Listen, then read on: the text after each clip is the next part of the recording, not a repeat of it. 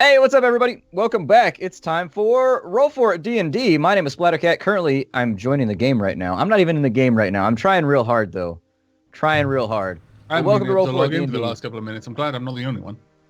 Yeah, it's just hanging out for me. It'll get there when it gets there. I'm excited. The next couple episodes should be interesting. There's no telling for me which way you guys will go after the next sequence of events. Last episode was pretty banging. Last episode was pretty chock-a-block full of things going crazy. I felt like it was go, go, go, go, like the entire stream. I'll be honest. Like, basically, we're probably going to go to the pub. sure, assuming there's still a pub there. Wait for all this to blow over. Don't tell us that. Don't tell Davy that. He Davy needs would onion just leave soup. the party and just be like, no, screw this, no food, anything. Bye. But yeah, in the previous episode, they had fought a big battle for the heart and soul of the Croftwood, and they had managed to turn the western flank, and they had run into the city, and then they had helped out with some very, very interesting firefighting situations. And in fact, it had turned out to be probably one of my favorite episodes ever. Like, I really had fun with that one. And so today is going to be kind of the conclusion of those events. I have no idea where the party's going to go from here, but we'll find out in the next couple hours. So welcome on in, audience members. We do have a Patreon. If at any point during the show you're watching and you're like, hey, I would like to support this show. I like what they do. That was a lot of fun. The Patreon link is clearly listed for you down below. You can check that out. There's some really cool things you can get in there, like access to MP3s of the show so that you can listen in the car or in the train or in the plane or whatever. And then also you're going to get access to bonus VODs. There's a fun little voting system that we're working on integrating back in now that Dark Heresy is over. Trying to come up with a way for that to work with Shadowrun and D&D. And then other than that, you can get character sheets and all kinds of other fun stuff. And so we swapped over to that from tips because we felt like tips were kind of a distraction in the middle of the show. Patreon's a great way for us to give you something for supporting us as well. And so, oh yeah, there's also a Discord server so you can chill on there and chat with the cast whenever we're online. So, without further ado, you guys awakened to the smell of kind of a city in ruins. At the end of the last episode, you had all said that you were just basically going to collapse and go to sleep. Dax especially, because he had been awake for like 30-something hours. I think it was about 40 at the end of the day, and I was knackered. Yeah, he had disadvantage on everything. Like every roll, just disadvantage. Disadvantage on you, on your cow, on your family. Disadvantage everywhere. And so you awaken to the smells. Mulan. Yep. Pa Mulan. You awaken to the smells of a city that was recently burning. There's kind of a smell that hangs in the air and on your clothing. And as you awaken from your beds and walk outside the guest area that's been prepared for you by Lysander and the rest of his people, you quickly realize that yesterday was not a dream. You haven't really had time to detox or process because everything happened so quickly. But as of right now, with the sunlight shining down on everything, yeah, it's a mess out here. You can see people moving around and trying to reassemble their lives and put things back into place. And more importantly than that, as you enter the central area of the Croftwood Circle, you start looking at the walls of the city, and there are double, triple the amount of druids on the edges of the wall, just looking outwards and kind of just waiting for the first sign of anything that might be going wrong. How did you want to proceed? Well, my first thing that I'll be doing when I get up is pretty much checking on a Davy, really, making sure that he's all right. And when I find him, it's like, so what are your thoughts about what happened? What happened here or what happened out in the forest? Both. Everything.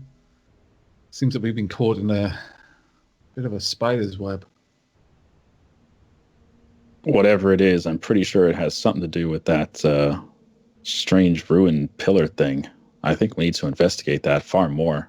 I'm not sure if Lysander is correct in sending us down to Woodley right now. What do you think?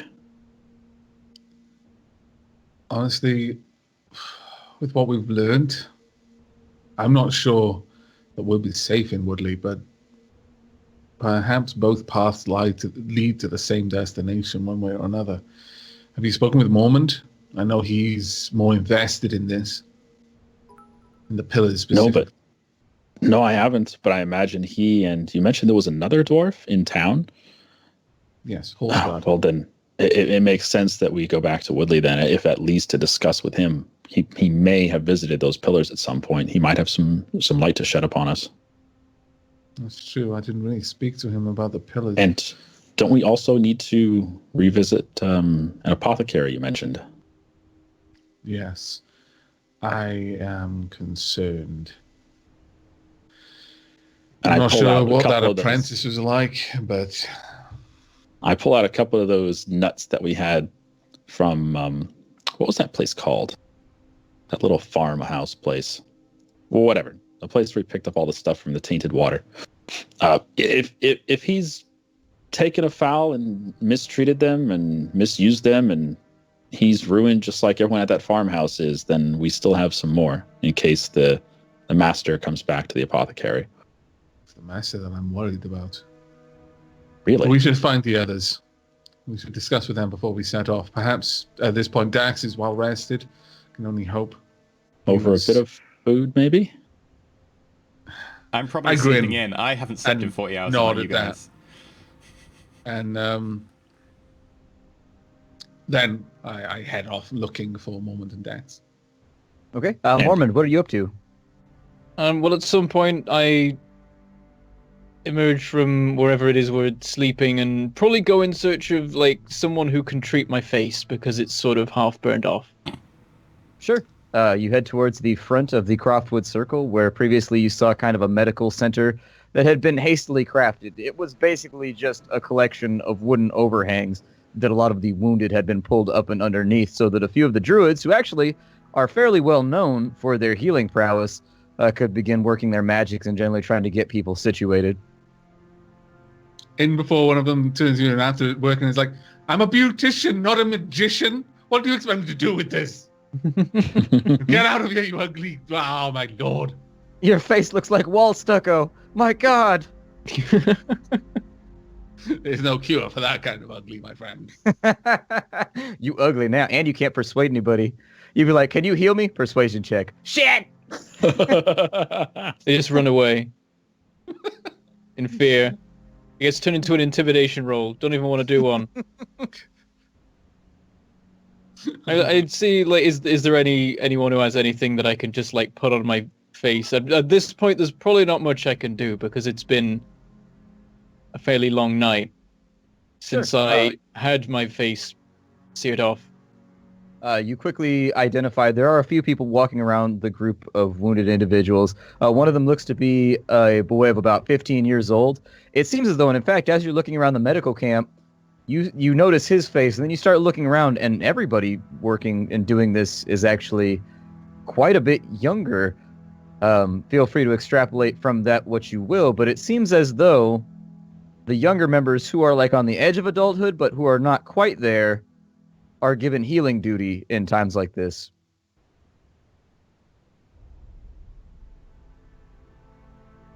Did you say there was a particular person? Yes, there was.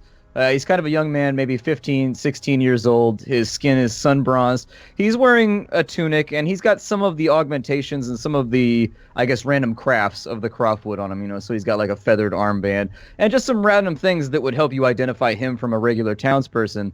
He's currently actually kneeling over Frog and just kind of checking bandages and seeing what's going on. Frog appears to be awake right now, but he turns and sees you as you approach. This, yes? Oh, hi, I'm just, is there anything you can do about this? And I gesture to what remains of the right side of my head. He turns, he's, yes, just a moment. If you want to have a seat over there, there's a bench. Of course, and I wander over. And so you sit down. Keep an eye on Frog. How's he looking? He's awake. He seems pretty spry. He's still continuing to chew like a cow on his cud, so you assume that whatever it was that Sloovy gave to him, he's got a pretty good supply of them, and so he's just got whatever that like mashed substance of like herb is tucked inside of his cheek. Now. Yeah, you gotta do what you gotta do. I call over. How you feeling? You all right? I've been better, but I think a night's sleep without being on the road, jostling around in a cart, has helped a bit. I'm feeling pretty good. That's Sloovy. I was feeling pretty much on the edge of death until whatever he did, but got me back here. And yeah, I'm feeling pretty good right now. I don't know. It's been at least a couple hours since I coughed up blood last, so I suppose that's an advancement.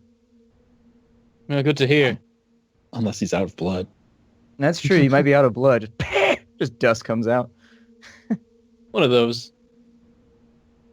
I mean, if he's still talking after that, then he's a zombie, and yeah. We have to kill him. He's a zombie just like Oscar. Then we could definitely keep the healing ring. Yeah, so he worked some magic. Yeah, he's all right. Speaking of magic, you haven't happened to see my ring, yeah? I can't help but notice it's gone. Am I aware that? I think I am aware that Dax has it. Everyone I is. made no attempt to hide it. Yeah. So, you lost it in the fight back at can't remember. Oh, back at the Barrowstone place. I think Dax picked it up. Good. Yeah, I'm not a sentimental guy, but some things are just sentimental, and there's nothing you can do about it. Hey, I'm fine. Go see to his face. His face looks rough. The boy turns around and comes over and kind of puts a hand on top of your head. He says, "All right, lean back, close your eye." And he pushes your head back, and he's looking closely. He's got a stone that basically he's cast like a light spell on, and he's just using it to kind of look and get a better look. And after a moment, he goes, "That's unfortunate. So, because your face has been badly burned, there's a difference between healing a cut or a bruise or an internal injury. What happens when the flesh sears off is that it bubbles and it kind of creates crenellations, and the magic has trouble dealing with it. I could heal it, but it wouldn't look any better. I apologize that that's the case, but I can heal the open wounds, but the damage will remain. You would have to speak with someone who has access to a bit more powerful magic than I, unfortunately.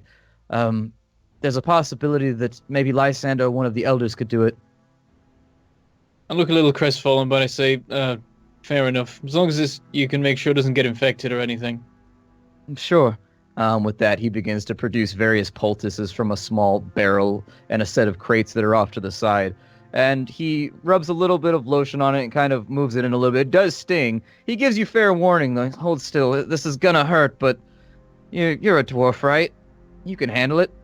And he continues to kind of rub it in a little bit. And he's, "All right, well, leave it alone, and it should be. Don't pick at it. In the next few days, it's going to get very, very itchy. Just do your best not to scratch at it. It'll make it a lot worse. And worst case is that you end up with even more scarring. The hair should regrow normally. It looks like the follicles weren't damaged or anything of that kind. But it'll take time. It'll take time." He's going to have a thanks for your help. opera mask. You're quite welcome. And with that, you actually notice that he starts to go back over to Frog, but Frog has kind of worked his way back up to his feet. He's like, I got to go talk with a friend. Mormon, you know where Dax is at? I'd love to get that ring back. And we can have a look for him. Okay, and with that, he falls in alongside you. And so, what do you think about all this? I've never actually been inside the circle. To be fair, I tend to give it a wide berth and avoid trouble in here, but, well, did you see the place before it was half burned down? I assume that it must have been quite a sight. It was. It's a shame this happened. Yeah, sorry I couldn't be of help, but, He kind of taps on one of the splints that's been affixed to his torso. Unfortunately, a couple too many hits out there dealing with the Power Stone. This is why I prefer to use the sneaky approach. Unfortunately, well, I don't think the sneaky approach would have worked over there anyways. They looked a lot less healthy than the last time I seen them. Yeah, we need... the worry is this is going to happen again. He raises an eyebrow. What do you mean? Well, they weren't so much defeated as simply left. Whether they thought they'd completed the task or it wasn't worth staying, I don't know, but they're still out there, and I think there's plenty more. They could go for Woodley next, or they could go for what remains of this place. My assumption is that once they get done with Woodley, I doubt they're going to confine themselves to the south end of the island. Chances are, whenever I've seen a cartel or a group do something like this, these scorched earth tactics, he kind of kicks at a pile of ash in front of him. they tend to be setting up some kind of staging ground so that they can move on whatever else it is they want next. I don't know, but it feels odd to me that they would do this much damage and then just leave. I mean, I was in the back of the wagon. How many men did they have when they attacked this place? How many did I get a rough idea of? It was a pretty large battle. You would say that just from what you saw, there was easily 25 combatants in the area you were at that were on the enemy side, and that was just a very, very small microcosm of everything else that was going on. And so you would say that there was probably a good 400 to 750 enemies. That was just within your eye shot on the western edge, you know, when you were dealing with the tower and whatnot. No, something in the hundreds. A force to be reckoned with. Yeah. And I think your friend, the monk, he said something about there was like a gaggle of them underground. Yeah, I don't think I ever saw it myself, but yeah, he saw a pit full of them down in a cave. Seemed to be where they were based. Well, I hate to be a pessimist, but if they've got numbers like that, it may be time to leave this island behind. And he seems fairly earnest when he says that. You know, a lot of us came here for a better life, but that doesn't seem to be panning out so well, does it? You know, we used to think it was just the oddities and the weird critters that lived out in the woods. But it seems like once you get down beneath the surface, it gets a lot worse. And if they have those kinds of numbers just in Woodley, like you guys said you saw that all in one pit, what if there are more of those pits? Like, what if there's one of those pits every few miles? There'd be no way to tell, right? They're just underneath the ground waiting to wake up. I don't think a lot of people here are going to be willing to contend with that. Hell, I bet even the Scions up in Langenfeld with their armies. If you don't know how many men the enemy has, how do you stand against them? How do you send soldiers out, you know, to hold lines? And how do you decide logistically who to send where when they could just have endless numbers? It may be best to start looking for boats. I'd rather fight for this place if I can. Maybe there's another way. Maybe we can find who's controlling these and stop them, and maybe that'll fix it. I don't know. It's possible. In either case, I've got a feeling this is going to resolve in a unsatisfying way. Maybe I'm just being a pessimist because, you know, he looks down. I'm a little bit snapped in half at the moment. Maybe once I'm fully healed, I'll feel a little bit better about this whole resistance plan, but right now I'm feeling a tad frail, and it's something that I'm not comfortable with. At this point, you've made it back to where you were resting for the evening. You're standing out in front of it. Whoa! Did you guys find any food on the way back? Holy crap, Frog, you look so much better today. How you feeling? Yeah. Well, a little bit color in my cheeks, both sets of them, but back at the medical tent, they were handing out food this morning. You might go over there and inquire and see where they were getting that from. It was mostly mushroom-related dishes, but hey, when you're hungry, you're hungry. I'm not picky. I've had some pretty good mushroom dishes. Yeah, that sounds fine. Hey, no Saul, you hungry? Yes, actually. Last night served to work up an appetite. Is that little goblin boy up yet?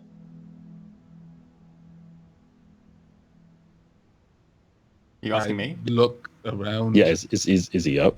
I'm not in my bed. Don't know where he is. Might as well just go without him. All right, well, yeah, I'm going to wait here for him. I've got to get that ring back. I also need to talk to him about something. Sure, we'll go on ahead then. He nods. Mormon, what are you going to do? You going to go with him to find food, or are you going to hang out here, wait for Dax? Or whatever you want to do, frankly. I shouldn't be giving you only two options. You can do whatever you want. I'll hang around here. Somewhere to sit. Okay. Yeah, I mean, you can just lean up against the tree and sit down on one of the random gnarled roots or whatever. There's plenty of them around. Is they want to use some spare time to actually take a look at this sword that I've got, because I don't think I've yet had a chance to actually examine it and make sure it's not, like, cursed. Sure. You sit down and give me an Arcana check, please. Right. You roll a 1. No, of course it's not cursed. You feel cold and hollow inside. I get a 21. 21, not nice. a bad roll at all. With that, you will know that this sword does appear to be magical, and it seems to have to do with the weight of the blade, actually. It seems as though the weight of the blade has been reduced considerably, and you take a moment to test it versus your old blade, and you find that it's about half the weight, even though they are both made from steel of roughly the same quality. The blade itself is very, very simple. At the bottom of the blade on the pommel, there is kind of a clearish blue glass orb. As it runs up, you've got the hilt, and it's got kind of like a spiraled knotting of silver running up and across a redwood handle.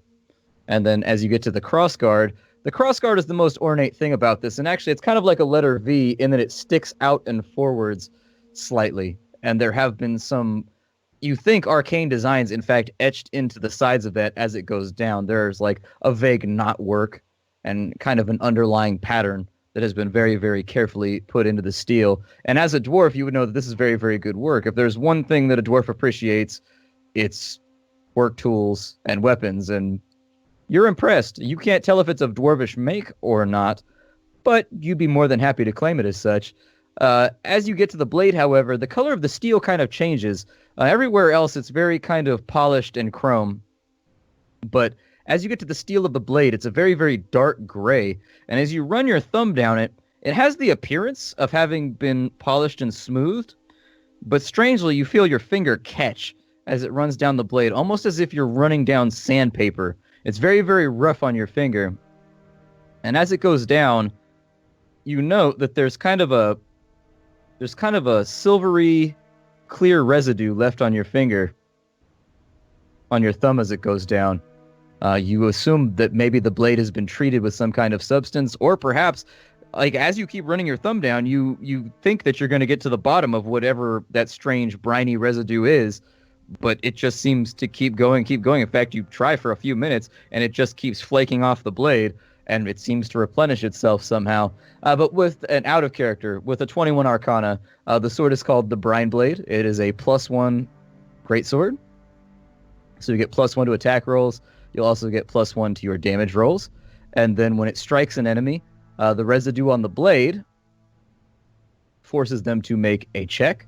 And if they don't make that check, whatever the residue is on the blade gets inside of the wounds and causes like searing pain, and so they will take extra damage for that. But in character, you wouldn't know that that's a thing. But out of character, for your character sheet, since you got such a good Arcana roll, you would basically know what's going on with it, especially after having hung out and attuned with it for like 24 hours.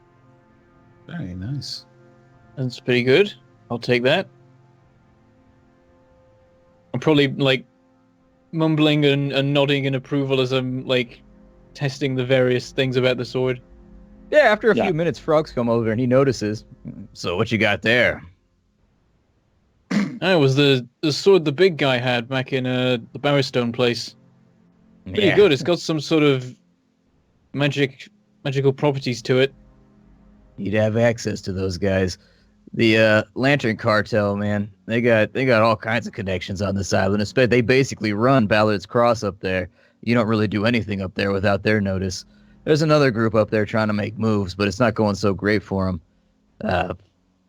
It's a nice blade, though. It's got a bit of a reputation, however. I'd be careful carrying it around up at Ballard's. People will definitely recognize that thing. It's why I came over. It shouldn't be a problem. After all, don't need to carry that one around, and then like I gesture to the sword that's at the side of me, just on the ground, and then pop it's in my hand, and then I put it back down again. It's a nifty trick. So you're like a mage, or like the only guy I've actually seen throwing spells around are Dax, and you're a robed, turbaned friend. So are you learning from them, or?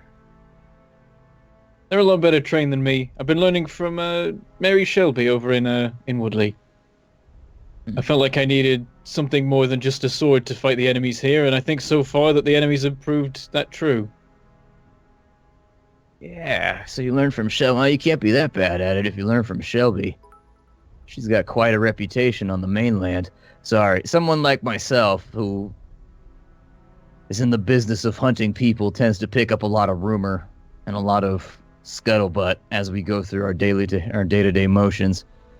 Yeah, Shelby, I don't know if you know about her, but she was a pretty terrifying lady up in the north fighting the orcs back on the mainland. I mean, both she and Adborough, they were kind of like a terrible twosome up there. They used to get work done. They don't have bounties on them, do they? No, strictly good guys. I don't think either of them's ever crossed the street at the wrong spot, let alone cheated anybody or laid down a foul blow. Something about Adborough, though. I forget what it was with Adborough. For some reason, he came to the Vagrant Isle. He was an up-and-comer on the mainland in the military organizations out there for Graustein, and then he ended up out here. I seem to recall, it's been years since I heard anything about it, but, no, it's just not coming to me right now. Yeah, Shelby, she's pretty good at what she does. Pretty good. I mean, I've never seen her here on the Isle, but, ran into her on the mainland back before I came over. Well, that's good, because, at the moment, with everything that's going on, there's not many people I feel I can trust in this place. I mean, by the time I get back, maybe we can't trust them. We're already not sure about... I forget the name of him. Redfern, was it? Yeah, Redfern. Runs Woodley. Redfern, haven't had a whole lot of... I mean, he seems like a guy who really, really likes the fact that he and his father and his grandfather have run Woodley. Treats it like the family business, really. He doesn't like to be challenged on his authority, but at the same time, he seems decent enough. As far as Adborough and Shelby go, I'd put that one to rest, though. They're both good people. Adborough can be a pain in the ass sometimes when it comes to claiming bounties, but aside from that, he always pays. You just kind of got to bring the proper proof with you, I guess. It's not so much whether they're good people, but whether they're still the same people they were when we last saw them. What do you mean? Our enemies have a lot of abilities, a lot in their arsenal. I wouldn't be surprised if they could just replace someone. We thought that Redford might have been killed by somebody, but apparently he's okay, but keeping himself a little bit secret. Killed, huh? We're not even sure. These people are good at hiding what they do. Yeah, except for I think when we they're need to get back blatantly... to. I think we need to get back to Woodley pretty soon. They've attacked this place. I think they'll attack there too, but maybe in other ways. Yeah. Well, when you guys go back down to Woodley, I don't really have any business there. I can get the bounty paid out at any station with a sheriff or a sheriff's deputy, so I'll probably be going back to Ballard's, check on my sister and make sure things haven't fallen apart there. But, best of luck to you. It doesn't sound good, that's for sure. What was up with those? One of the druids said something about giants. They attacked with, like, big zombie type things. Like, were they bigger versions of what happened to the Bowerstone boys? Or, like, I'm sorry, I'm getting all this secondhand because I was unconscious at the moment, coughing up my essence, but, And what did I see of them when I was in battle? Yeah, so what you saw of them is they were about 15 feet tall, 16 feet tall, pretty large, wielding basically tree trunk-sized clubs. Their flesh was rotting off. They were completely hairless, so the tops of their heads, all the hair was gone. If they ever had facial hair or beards or whatever, that was all gone. They were completely smooth, essentially. Their skin was kind of a bluish gray. What you did notice is when they took damage, the skin would just, like, slough off as though it was just being held together, like it was just there temporarily. Compared to the Kizrathi's physiology is not undead as far as you could tell. With all of your interactions with them, they just seem like they're different from human beings. They have a different pallor, they have a different gait, maybe a different bone structure. These creatures seemed as though they were summoned or assembled. I mentioned a couple of details, some sort of abomination that they brought into the world. I'm glad Lysander came when he did. Yeah. One of the younger druids over at the medical tent was talking about how he was raining fire and all kinds of brimstone down on people on the battlefield. I didn't know the druids had like anybody of that capacity on their side. In any case, a while back I chased down a bounty up in Langenfeld. There was a guy playing around with necromancy, which, as you may have heard, is generally a no-no out here in the Vigor Isle. On the mainland, it's tolerated as like a scientific pursuit. Out here, though, I can get paid good money to hunt him down, and this guy was an exception. Real piece of trash. Was practicing on, random villagers and things like that. Wasn't really doing things in the academic setting like we would tend to expect them to do, to excuse it slightly.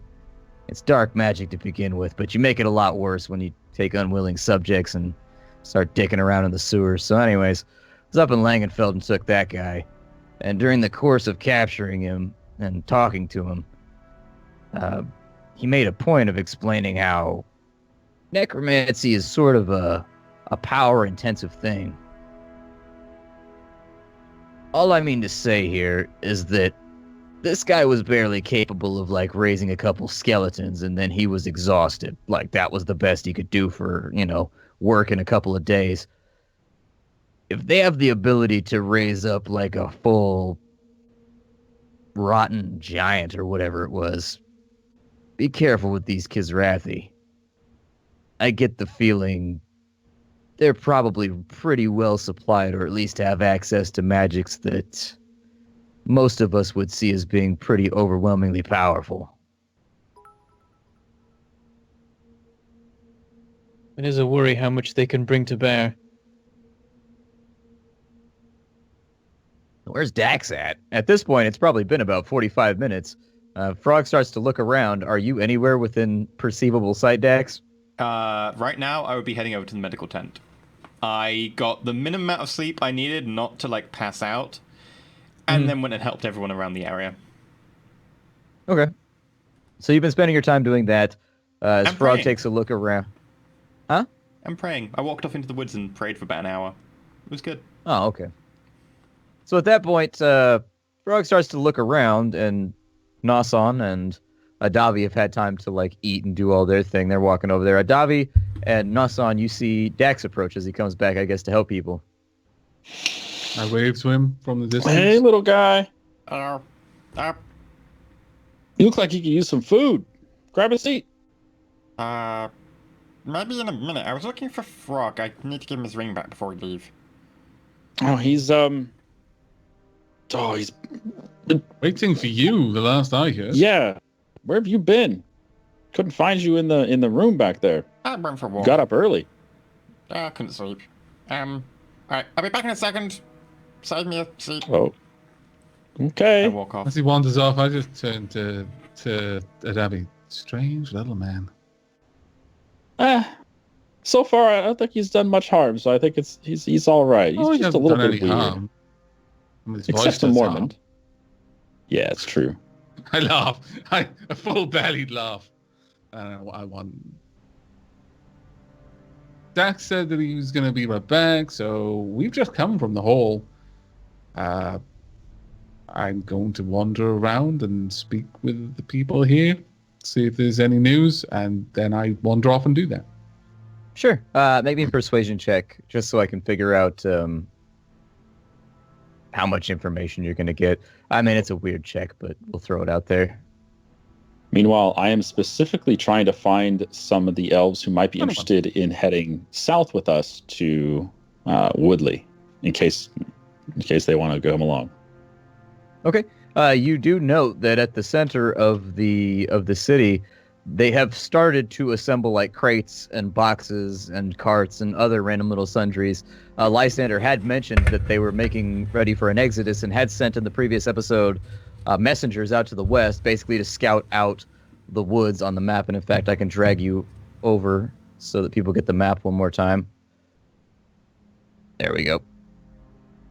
Can you give us and the audience a rough estimate on how many people would be in the Croftwood circle?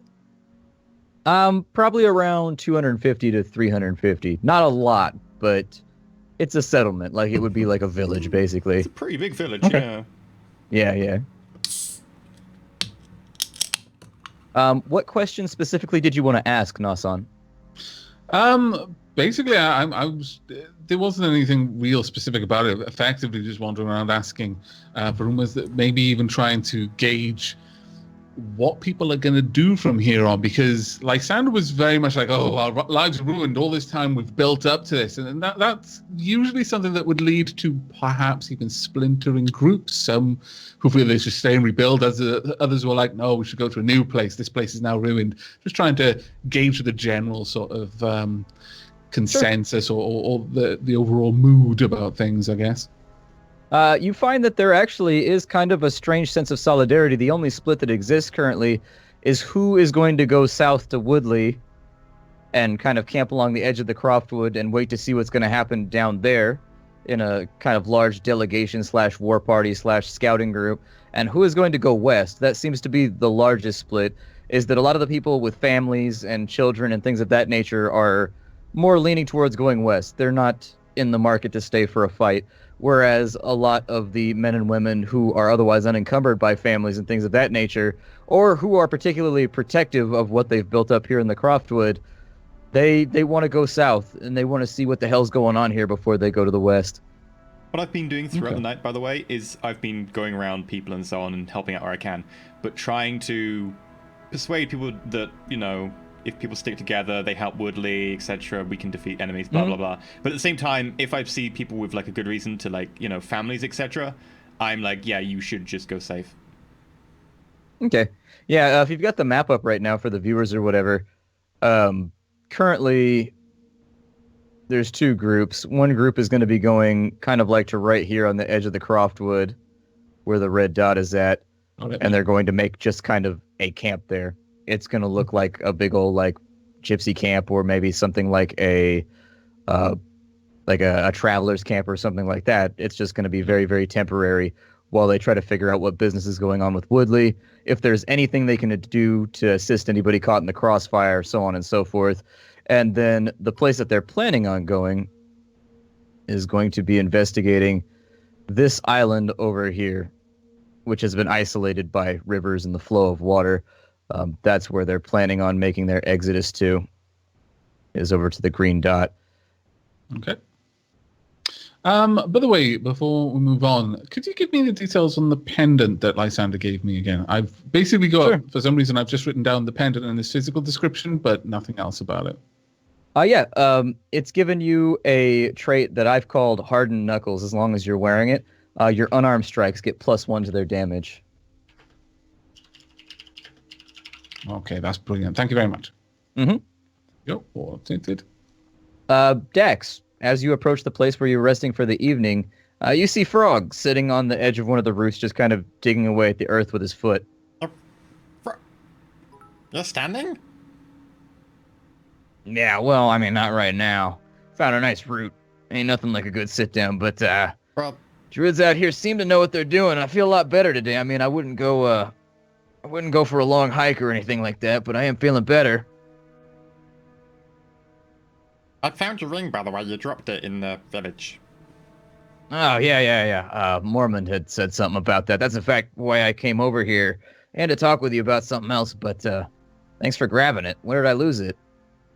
When you were, like, lying down, trying not to, you know, die, you dropped it in the earth. I hand it across to him. He takes and goes, yeah, that sounds about right. People get sentimental in times like that. He slides it back onto his finger, and you quickly see he's pretty good at hiding, you know, emotion. He tries his best to be a tough guy, but you see, like, a calmness come over as he puts it on his finger. I got that just from the message inside it. I haven't relayed the message to anyone else. Okay. Let me see if I can. Anyways, Dax, but if we talk inside, I don't know. Sure. I look up at Mormont. Mormont, Davy and Nelson are getting breakfast if you want to join them. I'll be with you in a second. All right, and I wander off. Oh, ask someone to look at my cow. Okay.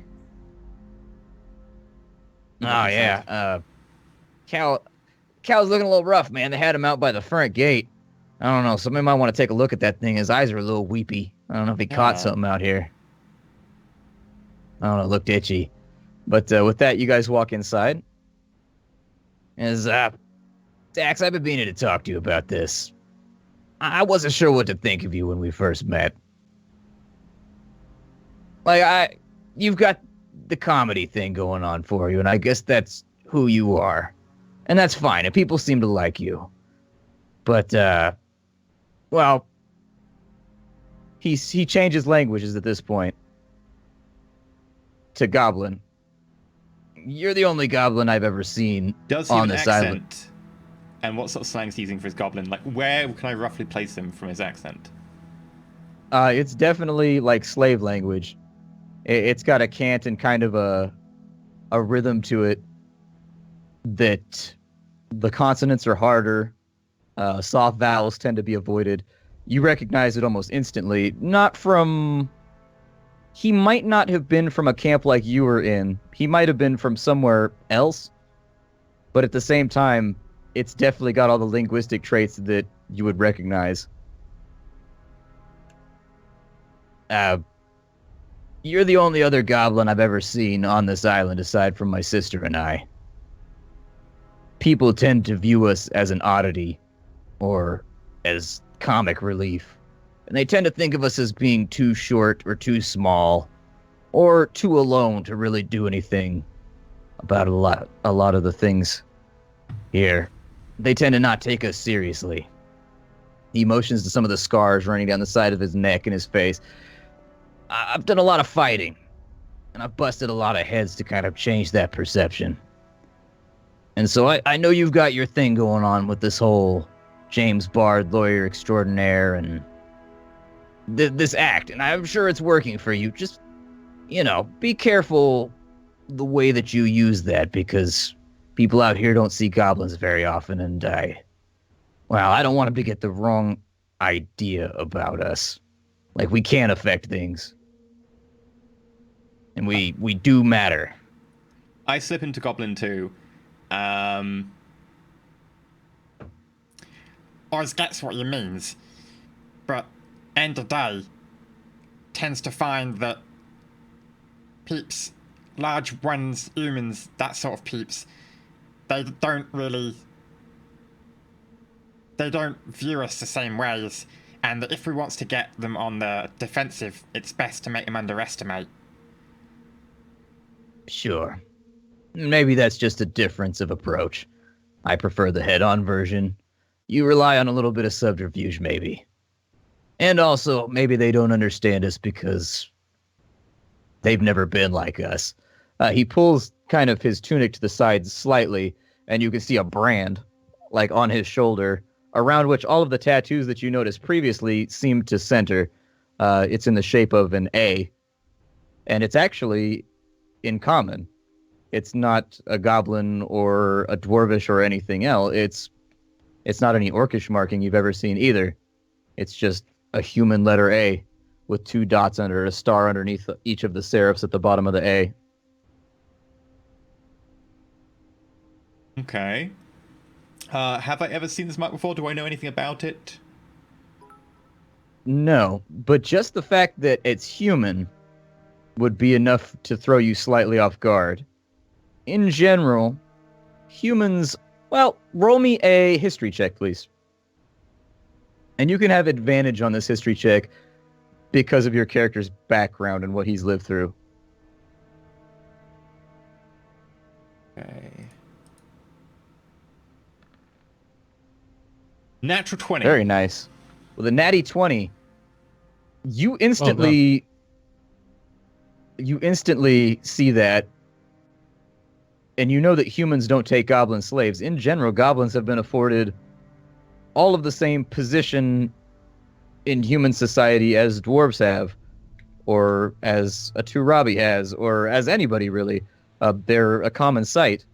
They were liberated from slavery a long, long time ago in the North, and while a lot of them remain in slavery in the North, the ones that have been integrated back into society have been there for like hundreds of years, and so they're just like anybody else you see on the street. The fact that it's a marking in the common tongue leads you to believe that his bondage was somewhere in the eastern frontiers back on the mainland, someplace where there was probably a lot less law, a lot more ignorance, or just a lot more people looking to maybe capitalize on a free labor force.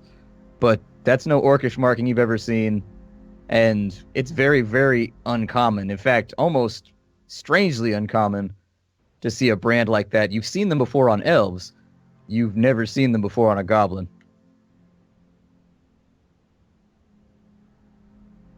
I don't recognize the Martins, but I understand where you come from. Yeah, I figured you might. He motions a hand at the manacle that's on you. So, where were you from? Obviously the north, right? Originally.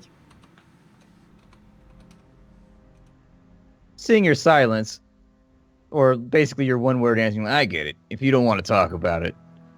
Of all the people who might understand, well, you might find a lot of people who understand here. He motions outside, elves living through what they've lived through and all, but, Don't want to talk about it. You're the first gob I've seen quite a while. And none of the other gobs back in Grouston or anything understand. They all had pretty lives where they're living in Appy's families and stuff. All rights and wrongs done to them as justice done to dwarves and elves and Umis. yeah, it's hard for people to understand when they haven't lived it.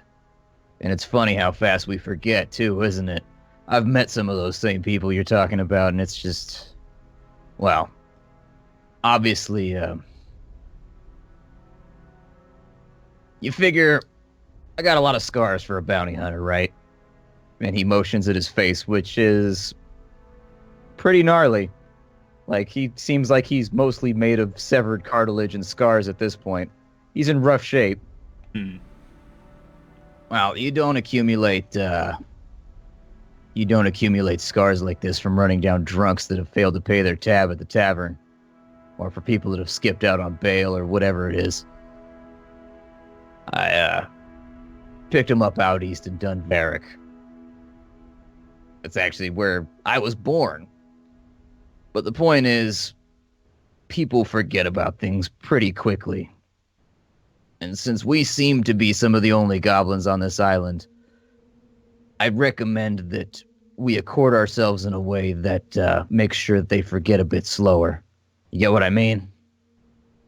I's with you, bro. I's get what you mean. I's hoping that one day there might be space enough over here that gobs can come over from mainland and have our own place. You know, it's funny. I heard some about that. Somewhere up north, like past the Autumn Hills, they were saying that somebody saw an orc ship or something like that up there. I don't know. I allowed my mind to wander, and I kind of wondered the same thing. Like, maybe there's a bunch of goblins out that way. Orc ship? That done stole a ship or something. I mean, chances are it's just orcs being orcs, but, you know, we can dream. Didn't hear any names, did you? Nah, no name specifically, and in fact, it came from a dubious source. But his description of what an orc ship looked like was good enough to where, it seemed like it might have some either he's seen him before in the wartime and he's just an old conscript, or he actually saw what he saw. I mean, he described it pretty well. Some people may make it out of bleeding fang. I know there's at least one war boss who's looking for a new home after getting kicked out by Black Scar. Those names don't really mean a whole lot to me, unfortunately, but hopefully orcs haven't landed here. That would be, well, shit. With everything going on with whatever the hell those things are beneath the ground, wouldn't that be a thing? Wouldn't that be a thing if we needed their help? He raises an eyebrow and tuts a little bit. I'm internalizing right now. I'm like shut down, looking down, thinking internally.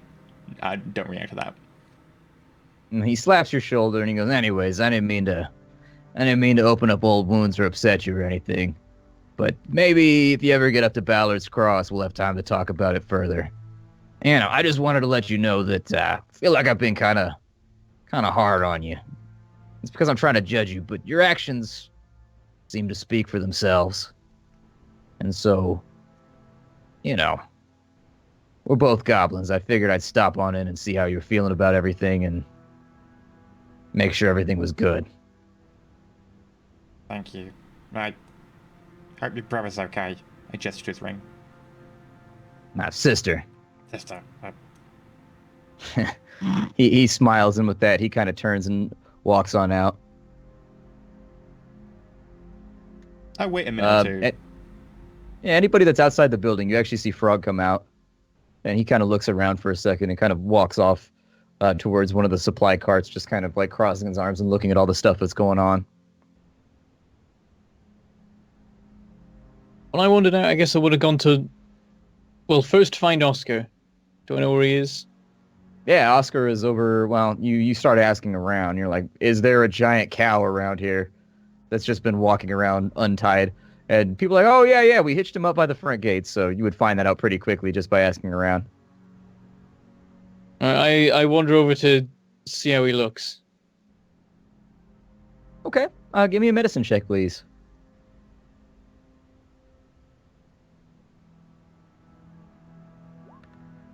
Oh, Not 18. bad. Rolls are on today. As you approach him, Oscar is kind of sitting down, which strikes you as odd. In general, at this time, he's normally around grazing and eating grass and doing the cow thing. As you approach, he looks at you, and you notice that definitely the thin crust that had been accumulating around the bottom of his eyes has indeed gotten thicker, and in fact, across the fur on his face, running down the side of his jowl, or down the side of his muzzle, or whatever the hell you call it on a cow, I wouldn't really know. There's actually kind of a stained streak on both sides from where his eyes have been watering and weeping a tiny bit. And it appears to have stained some of the whiter furs on his face, kind of a grayish black color. Aside from that, with a 21, that's a pretty good medicine roll. You know how to check on cattle. Dwarves keep cattle. In general, it was an some of the 18 hill I got for dwarves. medicine. Yeah. In general, dwarves keep cattle. Hill dwarves, anyways. Mountain dwarves, not so much. They tend to be more fans of goats and things like that can handle the terrain. And so you go through some of the basic things that you would do if looking after your milk cow or anything like that. You start checking his teeth. You start checking his hooves. You notice that his hooves have started to split slightly, and there's kind of a rot that's accumulating. And then along the baseline of his gums, where the tooth meets the gum, there's also kind of a grayish white ring beginning to form around there. Aside from that, that's pretty much what you got. Well, after that, I step back and go, "Oh, this isn't good." And then I go looking for, like, someone with, like, another medical person. Sure. Like, if there's someone who happens to be like currently treating a bunch of animals, then I'll go for them. But There's nobody treating happening. any animals right now, but you could go back to the medical area and see if anybody wanted to come back over with you. And I'll wander over and ask around if anyone has particular experience treating animals or indeed cattle. As you do that, Dax wanders up. Moment. Did you find Oscar? Yeah, he's by the front gate. He's not looking too great. Whatever he's got, it's got worse. And I wander back in that direction. Okay. So you head off to find Oscar. As you ask your question, Mormont, you get interrupted briefly by Dax walking up, but the same boy who was working with Frog turns around and is, yeah, the cow? What was it? Sorry, I missed your question. By the front gate, he's got some sort of infection. Wondering if there was anything you can do, but I'm a little worried that perhaps there isn't. Yeah, we had a messenger from Woodley come a while back, a month or two ago. He looked like he was suffering from something similar. I think they called it the Weeping Rot or something of the kind. We offered him help, but our magics really didn't seem to affect it. And in fact, there was an odd sort of backlash, in fact. It seemed almost as if the disease itself, this is all hearsay, mind you, from my master, but when you would attempt to interact with the disease magically, it seemed to fight back. I've avoided working on him for just that reason. I I can come and assist if you'd like, but there's really no telling.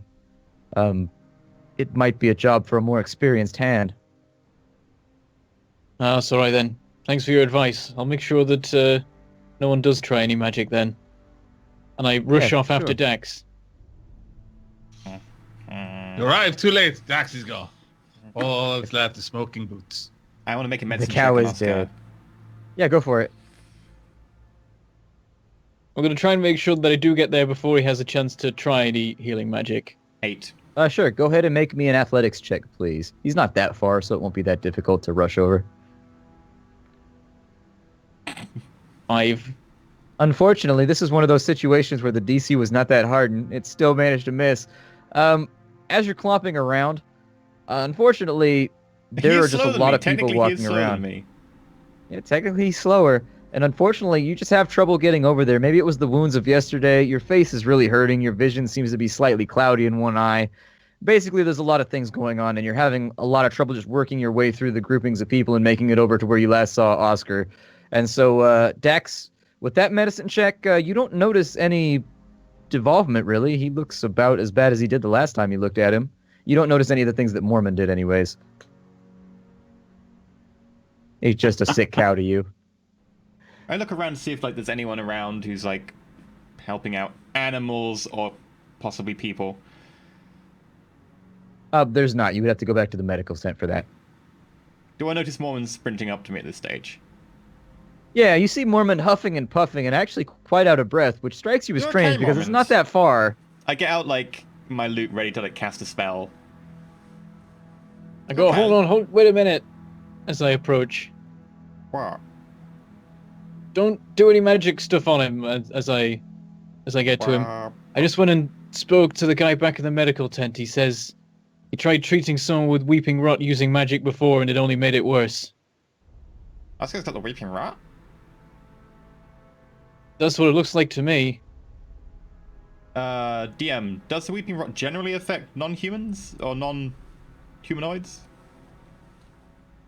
Not that you've seen so far. But the weeping rot's not meant to affect cows. I think it's meant to affect whoever its creators want it to affect, and I start pointing out the various things that he missed. Oh.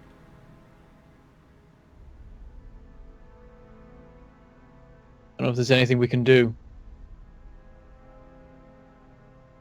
He got his revenge at least. Moment. You need to have faith. There'll be a way. Probably lies with defeating whoever created this thing in the first place. Warrior Pyre, give him a death worthy of the Vikings, damn it! This entire episode is just a railroad to get me to get you to kill your cow. In an old Yeller scene. It's not gonna happen. It's not gonna happen. Hey, didn't Just you gonna want sit there with some your new arm leather around him? armor, I walk Dax? up to Mormont and I I love you so much, buddy. I grab him by the chainmail because I'm so much shorter than him. Then we'll fucking kill them. That works for me. He did say that maybe someone with stronger enough magic might have a chance. Seen Lysander? You could look for him. Sure. I walk around looking for him. Persuasion. Ask him to see where Lysander might be at, because he's got a lot of stuff going on.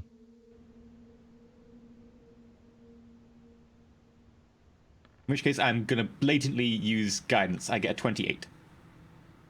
Before too long, you find actually one of the random bodyguards that he's normally with, one of the two, who says, yeah, he's back along the north wall, just kind of watching. Well, He's been standing up there for a while. take me to him quickly. It's a matter of life and death.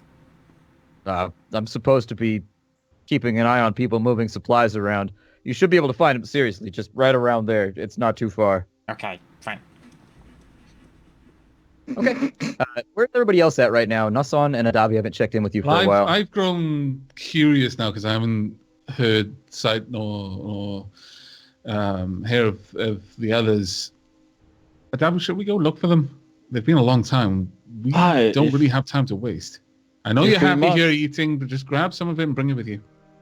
And I've already been doing that. I'm folding up one of the tablecloths and filling it with as much as I can. It's just tucking it away. I know, but it makes me feel bad if I've given you permission to do it. Right.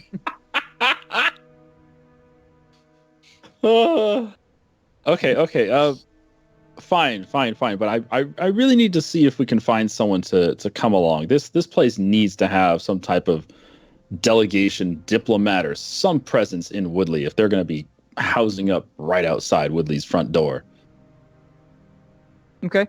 That would definitely be something you could direct towards Lysander as well. I mean, he's the guy in charge, so he would more than likely be the one who would. That's where I'll go then. Okay.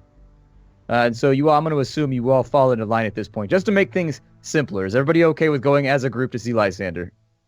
Oh, Alright, Davi, no son. I'm gonna see Lysander. When you getting breakfast? Oh, yeah, maybe an hour ago. back there. It was pretty good too. Sure. Well, I'm gonna see Lysander and then get some breakfast if you wanna come. I want to see Lysander as well. Do you know where he is? Yeah, he's just over here. Well, lead the way, little I man. just fall in behind them. With a bit of a I sigh. turn around. I walk straight up to Adavi's calf, and I poke him in the kneecap. Stop calling me little. I reach down and I pick him up by the scruff. How much do you weigh, Dax? 22 kilos. And what is your strength score, Davi? How do you mean the modifier or the overall number? Overall number. 8. Make me an very athlete. Not gonna go well. I don't have athletics. But we'll do it anyway. 22 kilo front fly is actually fairly difficult to do. 11. Yeah, so you grab him with both arms underneath the armpit, and you start to lift upwards. He's heavier than you figured he'd be, though, with his gear and whatnot on. Dax, how do you respond? There's going to be a response. There's always a response. Wait until he brings me to, like, eye height. I'm not sure he can. With some struggle, the rotund figure of Adavi brings you up to eye level. His That's arms why you're probably shaking sitting on his ever stomach so more than slightly. I'm being resting held on my belly, exactly.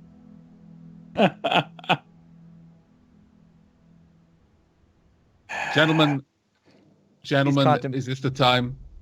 I just say from Dax. behind. Dax, you realize I am not calling you anything offensive on purpose. If there's something you prefer, do say. You've been calling yourself all sorts of things on this entire trip. Do you want to be James Bard? How should we introduce you? How about you start using words that don't refer to my height? That's still not an answer. What do you want to be called? Dax will do. Dax will do. All right, Dax will do. And I'll set him down. Dax will probably just see me sort of like face palming as he says, "Okay, Dax will do," and I'm like, I knew that was coming. Why is it got to be so hard? Why is my life so hard? Why am I here? because you were ordered to be. It's the only way it makes sense. Yep. I kick him in the All shin. right, Okay? Davi, do you Roll. attempt to avoid this, or do you just let it happen? I don't care. Honestly, he should do an attack roll anyway, because if he gets a 1, he'll kick himself in the shin. Go for it. An Do an attack. attack roll. Do I have advantage because he's not trying to dodge or anything because he's surprised? Yeah, you might as well. He's He's not not trying. He missing, he'll just do said a he's not even trying to 360 move out of spin. the way. So Right. I need to.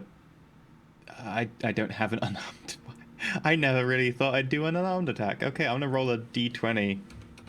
yeah, with your Dex mod and your proficiency, because unarmed you're always proficient with. It should be strength, not Yeah, his dex, strength because I'm not a monk. So The strength if you want. I was just being generous. roll d20, d20 -1, -1. Oh, and I'm proficient, so I should have +2 on this. Sorry. That rolled 1, so that's 11. And this is a. That's 12. Are you going to guidance that? Would he have really time to do Can't it, or guidance was this an a attack. reaction? And no, I wouldn't have. Okay. Never mind then. Your foot connects with his shin. Davi, there's a slight sting, but it doesn't really do any damage. I turn and just walk away. As he does, I just look at I his glance arm and I'm over it. I glance over at No-san, shrug. Okay. It was a trying night, and he doesn't look like he had much sleep. Let's just play nice for now. And I start following again. Hopefully, we're actually getting to Lysander some point this morning. All right, so before too long, you arrive and walking up a staircase that's been sort of formed out of rough roots, like everything else around here. It appears as though it's their favorite crafting material. You come up on the palisade wall that sort of surrounds the wall of vines and roots and entangled branches and brambles that surrounds the Croftwood. See, that's the thing, though. That's the thing, though. If it's their favorite crafting material, why didn't they put in some type of fire suppression device? The sprinkler system. Or they did. It was magic. Fire and then hydrant. they removed the magic. There's no backup system. Cutting swine. Backup system? You think It's they've got health almost and as- safety laws? It's almost as if they didn't expect the enemy to have a death laser that dispels all enchantments. It was just one expect it to consideration be- too far. Didn't expect there to be an enemy. That's that as well. They're pretty well protected here. They're kind of the lords of their domain. You find Lysander leaning on the edge of the palisade, just kind of staring blankly out into the forest. I take a second to collect myself rather than walking in a little bit pissed off. And then, Lysander, if you got a minute. He seems to shake from a dream or almost like a daydream meandering thought. Says, yes. What's up? I'm afraid we don't have much time. We've got to go soon. But a few things. Firstly, my steed that brought us here, it seems that it was injured and somehow infected with the weeping rot. But I was told that only someone with sufficient magics could possibly help. It is true. I possess capabilities that very few people here do. Elias would be able to help as well. He trains our children in the arts of healing. Sure, I'm hesitant to be resistant to your request because you've helped us so much. So, sure. And he begins to walk back towards the front gate. After a short time. As we walk, because it's a little bit of a walk. Also, Sure. do you have any way of healing Mormon's face? He was pretty badly burned trying to prevent the catapults from firing their death marbles. He looks as you walk, and he says, "Well, I think I might be able to do something about it, but I prefer to save my. You cast spells as well. I prefer to save my energy a bit for the cow. He's unfortunately burning one's face off is not contagious, whereas given what I've heard about the weeping rot, it might be. And considering we're about to have a caravan full of men, women, and children, all in close, confined spaces, I'd prefer to keep that away if at all possible." Well, I can ask Elias if he can help, if he can maybe do the same. Thank you. Okay. After a short amount of time, you arrive at Oscar, who is still laying down, breathing a little bit heavily, but not too badly devolved at this point. Lysander looks down at him, and he says, "So, what's wrong with him?" Moment? It looks like he has the weeping rot. Didn't know it could affect something non-humanoid, but the signs are there. Normally, he shouldn't.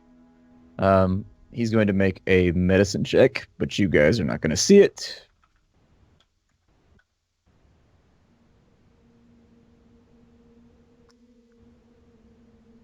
Okay. He begins going through the same things that you were doing, but along the way, he points at the bite marks and the scarring along the side of Oscar's flank, and he says, "These right here. If you look," he takes his thumb, but you notice he doesn't touch. He kind of levitates near the wound.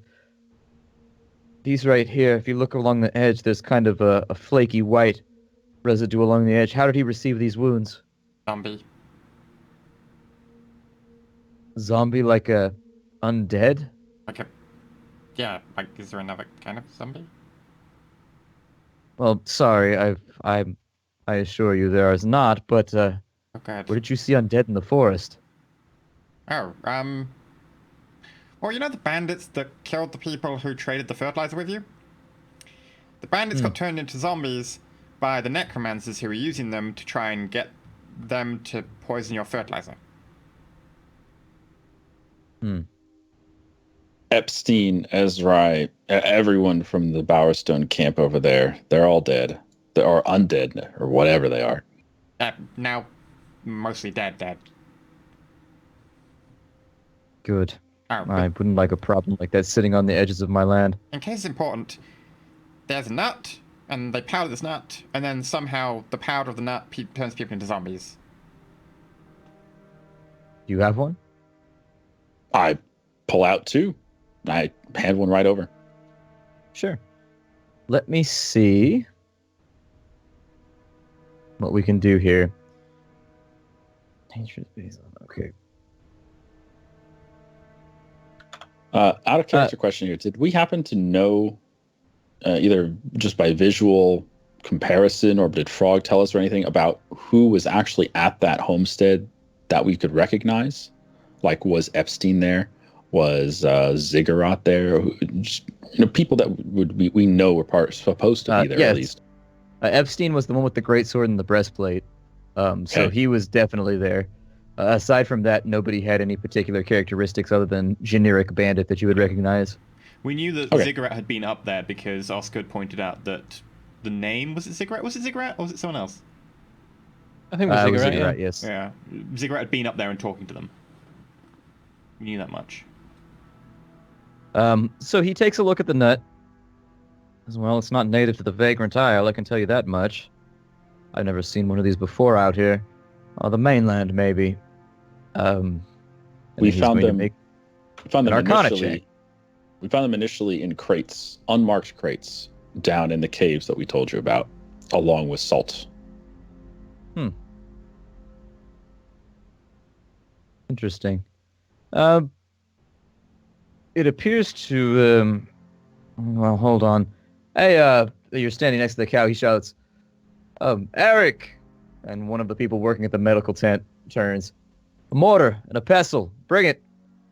And quick as a flash, the boy runs it over. He takes the nut and he crushes it, and he begins grinding it up at the bottom of the mortar and pestle. I'd take a half step back and try and breathe into the side.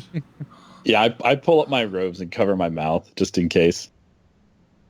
As he does that, he makes an incantation and seems to be casting a spell of some kind. Well,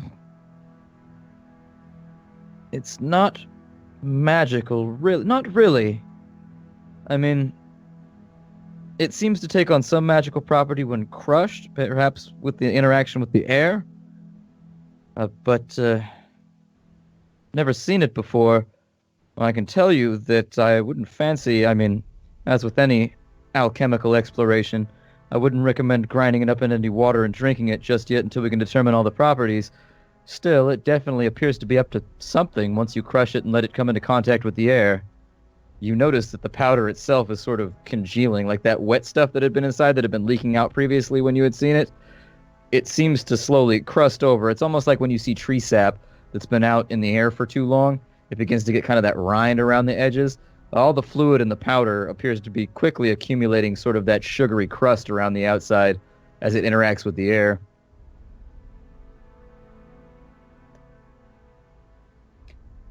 We were actually looking to find. Didn't we leave one of these within an apothecary? I believe so, or his assistant anyway. In Woodley. Well, I don't know how familiar with alchemical theory any of you are. Do any of you have proficiency? What would that even be listed? Yeah. I would accept nature, or I would accept, let me make 100% sure here. I would accept nature, and I would accept arcana. Then Arcana, Got yes. Arcana.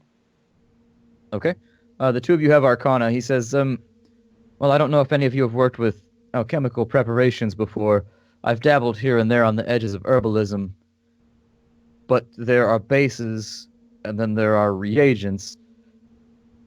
this strikes me as being some kind of magical base in that it doesn't directly cause any change to happen. Instead,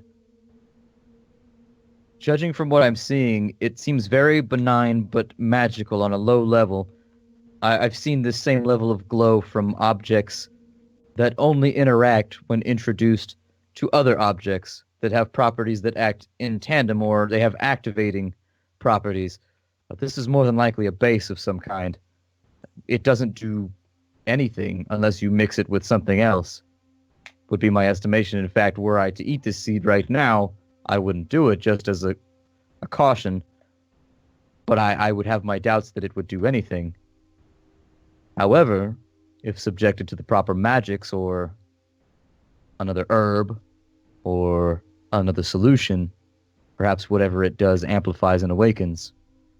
And with that, he goes, he blows the dust out of the pestle and begins leaving it on the earth, and he kind of kicks it over and buries it. Aside from that, I can't say. I'm not familiar.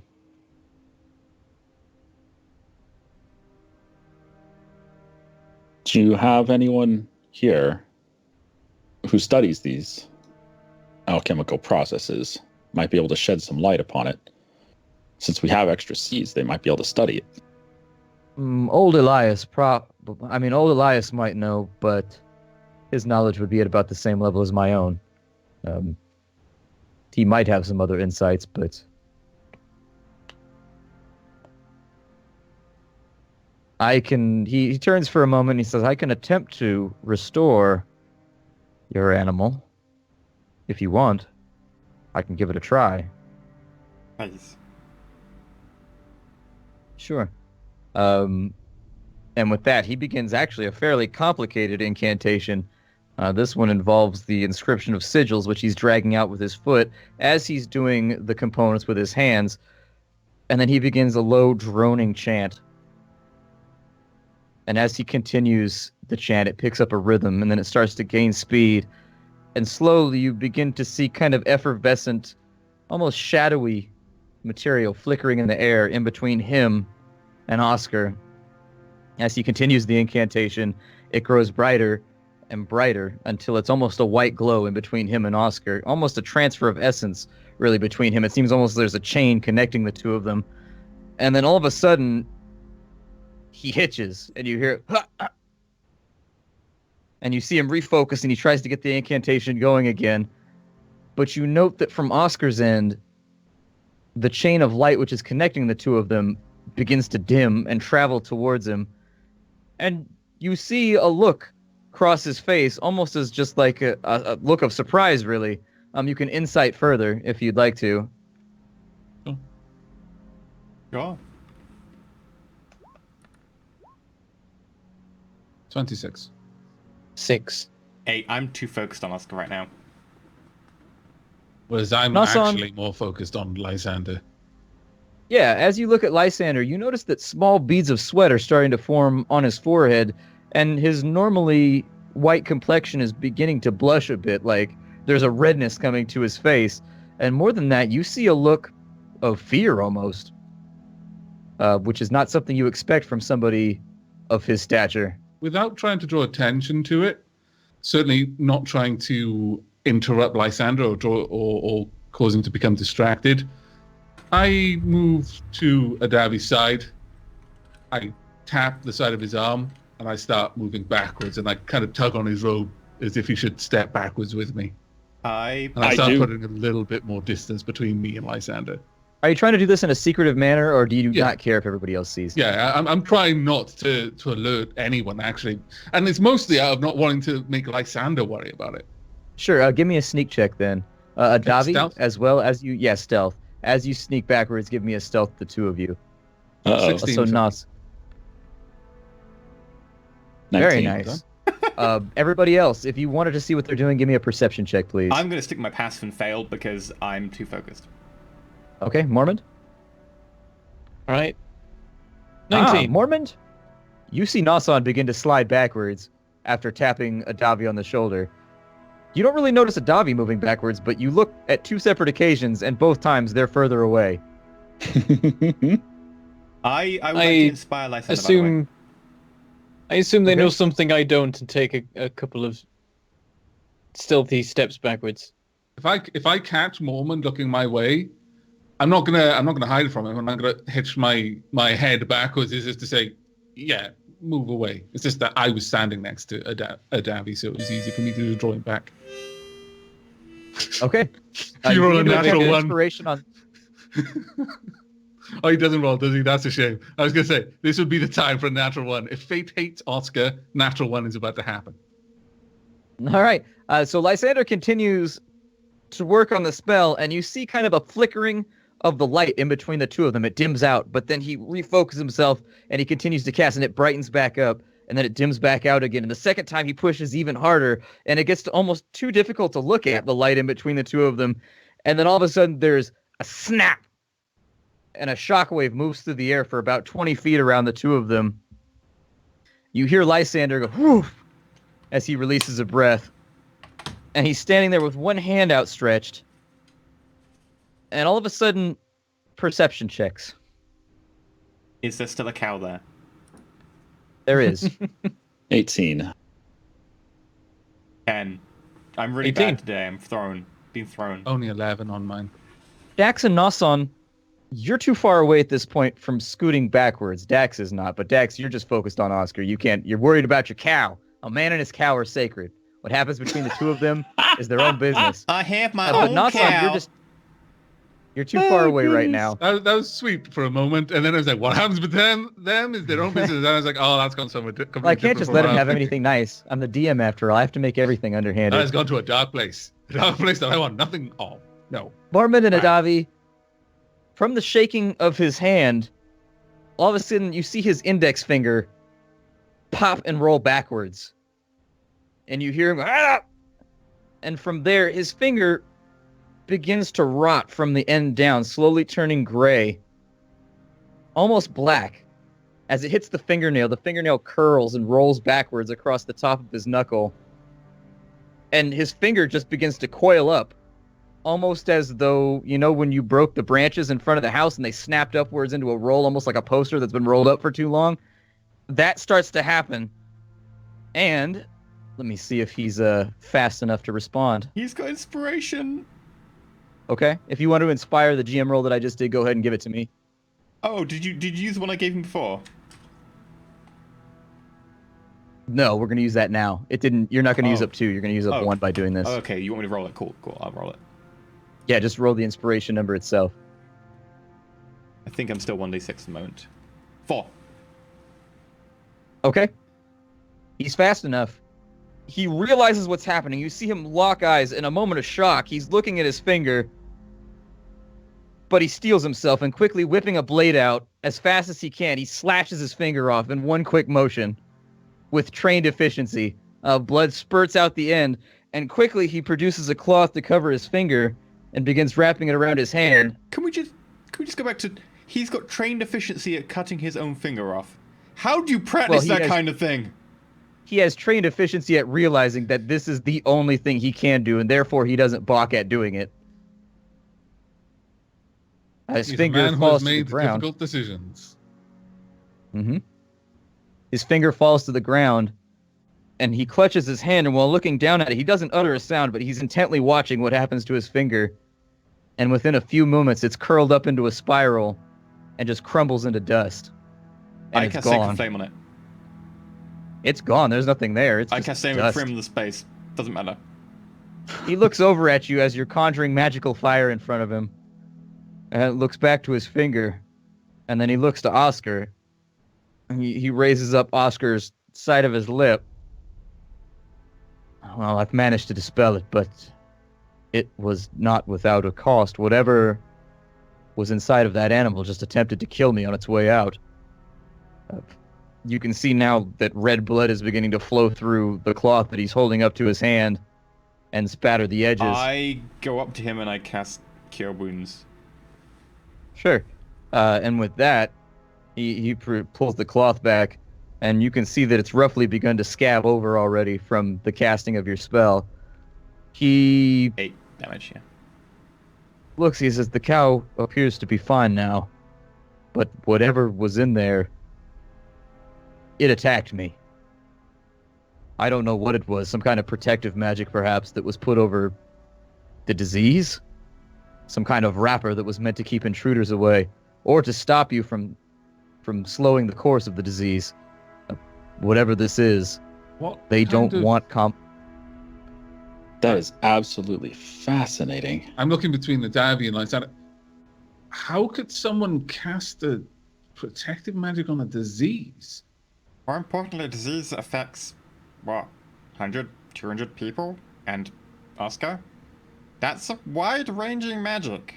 And if just touching one aspect of it does... I'm sorry, Lysander, I've put you in danger. He shakes his head. There was no way of knowing.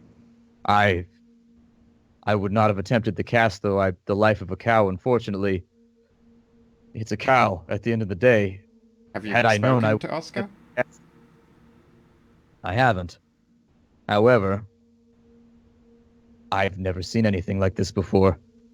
And I've been alive for a long time.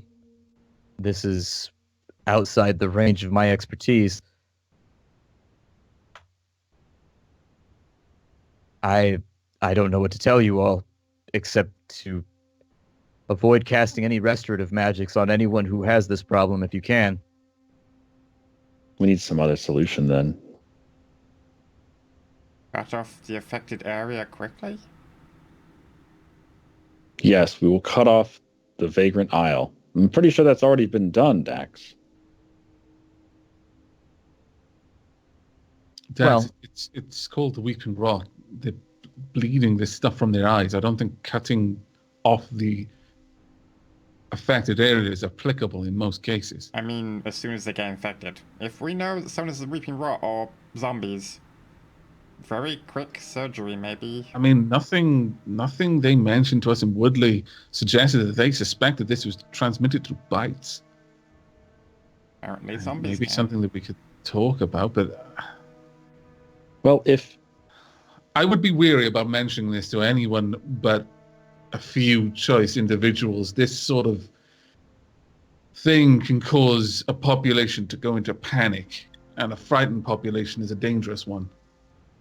I'm actually quite surprised that Woodley isn't in panic yet. Perhaps they've already passed that phase and moved on to complete shock. Well, we've been away from Woodley for a while now, and we did say we were gonna be a week. I just but they've had many cases of weeping rot before we even arrived on the Isle. That's really the point that we should return. Until we left them, and then we come back and everything seems to have changed. If the necromancers have gone into phase 2 or whatever it is of their plan and are moving openly, we should go. If the cow's infection is anything to learn from, this nut, and I'm still kind of rolling it around in my fingers, this nut causes somehow living people to become undead. Zombies, if you will. But that's just the first stage. And then the zombies have to bite for the next stage to occur. If that's the case, then the people in Woodley must have some type of mark on them where they've been attacked, or else they wouldn't have this affliction. So somehow that nut caused the weeping rot, or is some sort of conduit to the weeping rot. Somehow. It seems like a multiple stage event, yes. The people in Woodley may just have the rot because these nuts have been mixed in with the water supply or something. Wouldn't that result in zombies though? If the household at the Lantern Gang thing was anything to learn from. Maybe it's different kinds of reagents supplied to the nuts. Arcana check, Adabi, please.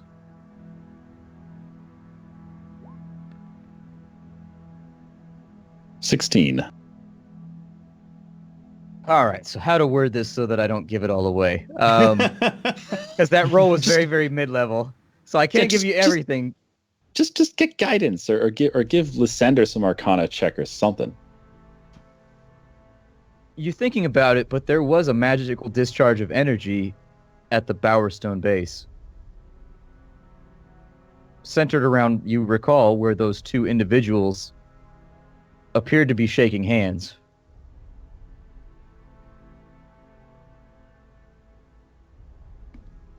Wasn't that at the ruins? No, that was at the Bowerstone base. You recall there was the robe laying on the ground.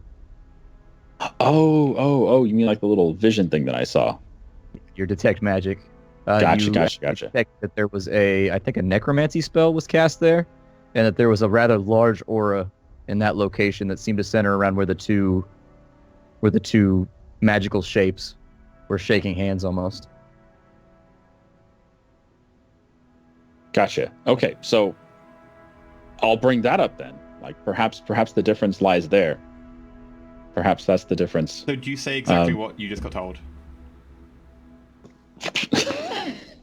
Lysander, upon hearing, if you are relaying that information, I'll do my best to attempt it, yes, but I don't remember that. What if the Weeping Rot is just now, like, able to be triggered into zombieism with some sort of magical necromantic spell? What if they're turning Woodley into an army of zombies?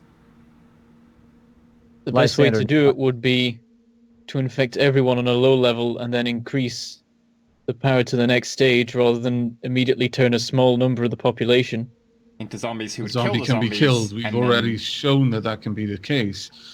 If they wait for enough of the population to already be turned before they awaken them, then whoever might remain unchanged would be quickly overrun.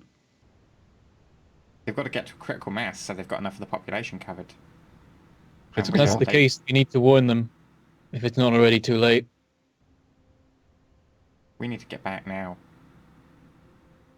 Lysander nods. I think that would be wise. We're leaving in the morning. We've got to get the remainder of the supplies together, and it's not a job that we can do in a short amount of time. I've got hundreds of people here who have belongings and things they're bringing with them or going west with, but within 48 hours, we'll be on the move. And those of us who have chosen to stay will more than likely be on the edge of the Croftwood if we leave in 2 days. Within 4 days, our camp will be made at the edge of the Croftwood, overlooking Woodley. Very well. Out of character quickly here. Did Frost also have Weeping Rot? Yes. Frost was the guy that... Yes, Yes, Frost. he did. He had the beginning signs. Okay, then that makes a lot of sense. So it sounds like the Bowerstone camp there already had the Weeping Rot. Another answer character question. The map that I got back at the Lantern Gang camp, what was on it again? In case it's Sure. relevant. If you guys still have the map open, there are a number of locations that have been marked. So, for example, they have, and I don't know if the audience can see this right now. I have no idea, but this They is can. just for the players. Okay. So they have the location of like the ruins marked, and that's like a no-fly zone. It's marked as a place that they're not supposed to go, and there's like a little barrier around it, basically, that they're not allowed to approach. They have their location marked over here, which was the Bowerstone camp. They have Blaine's farm marked, which is slightly south of that. They've got some kind of transfer location marked over here that they've set as a spot. It's marked supply drop or supply swap or something along those lines. It's sort of oddly notated. And in addition, down the coast from Woodley, they have a location marked right here that is labeled as the Maw. And then in general, you've got small annotations alongside of that that seem to indicate deployments of their men, like little kind of 1, 2, 3, 4, 5s, and then crossed in different locations. With regards to this location up here, there's nothing annotated. This one over here, there's an indication that there's probably 5 or 6 men there, but that they bring things in the cart back over to the Bowerstone base. And so you may have mopped them up when you were doing the Bowerstone base. You may not have. You're not sure. Down here, there's an annotation of 5 or 6. You're not really sure. There's a smudge, and it's hard to tell. Right. Well, if we were about to start leaving, then I say one more thing. Some strategic information that might be relevant in your move south, and I produce the map and show it to Lysander and say, from what I've gathered from looking at this, there's 2 places where enemies might be found. there's a handful of people here, and I point to the place, the supply drop thing. Traveling over there shouldn't be a problem, but I noticed that something is marked close to where you'll be setting up camp. It's apparently called the Maw. Yes, a collection of, I know of it from my crossing.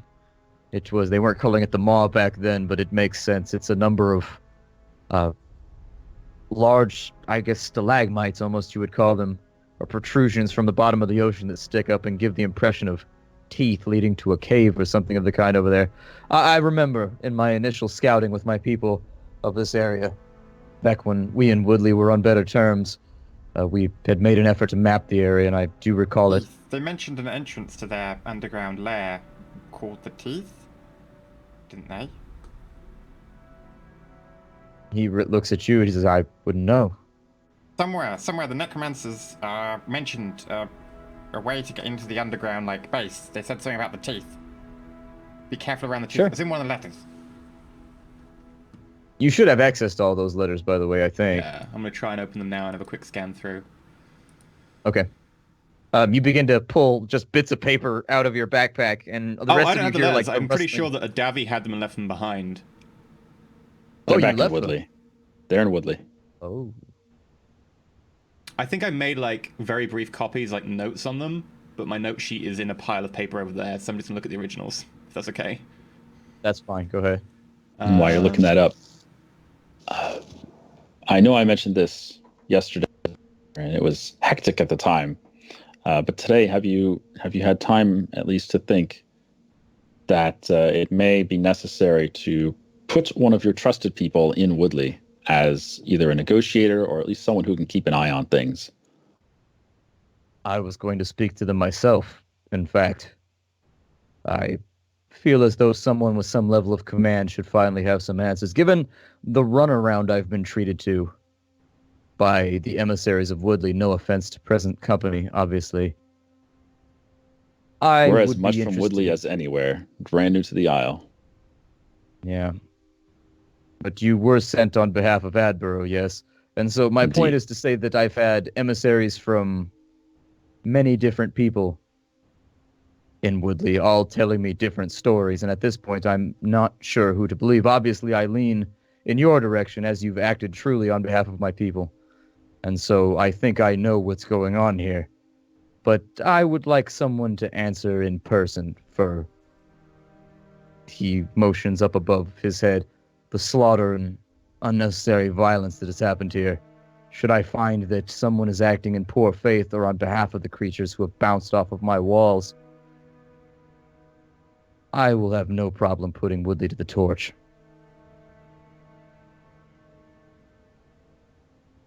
I can't hope find it the wouldn't come reference. to that. Well, it sounds like you've made your choice. We will be on the edge of the Croftwood in round about 4 days, if things go according to plan. I'll look for us there. I've obviously given you the horn, so you know how to get a hold of us. I tap the horn. Are you leaving now? We should leave quickly. I need to speak to Frog really fast. Gather whatever supplies we need. Last night actually put the cart ready to go and dumped some supplies on it. Oh, well, in that case, we should be off as quickly as we are able. Time is Sure. of the essence here. So Dax, as everybody else gets their things ready and starts to load them on the cart and gets ready to go, you hitch up Oscar, who appears to have renewed strength at this point. He seems a lot better. I he asked recovers someone else to quickly. hitch up Oscar, and I quickly say the Sure. Moment. If you want to see look at getting the face fixed before you go, apparently was it Epstein? Epstein Yeah. was the one at the Bowerstone base. No, who's the medic? The medic druid. Who could heal Began things? with an E. Began with an E. Oh, old Elias. Sorry. Oh, Elias. Elias might be able Major to brain fix your fart. face. He's in the medical area. I need to speak to Frog. And I rush off to find Frog.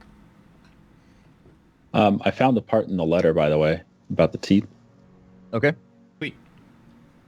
It's at the first one, Avabeth from Valmar. It says the Kizrathi have made it known that you've been late for deliveries. The teeth are not easy to get lost in, so I must assume you are shirking your responsibilities. You've been warned. There we go. All right. So you head off to find Frog. With that information in hand, you all begin gathering your things and hitching up the wagon to make ready to move southwards towards Woodley. Find Frog rather quickly. I hope Dax Yes. went and got some food. He said he was just totally out of it. I have provisions on the cart. I'm just planning to eat them, and probably He's been sleep sneaking on the beef cart. jerky.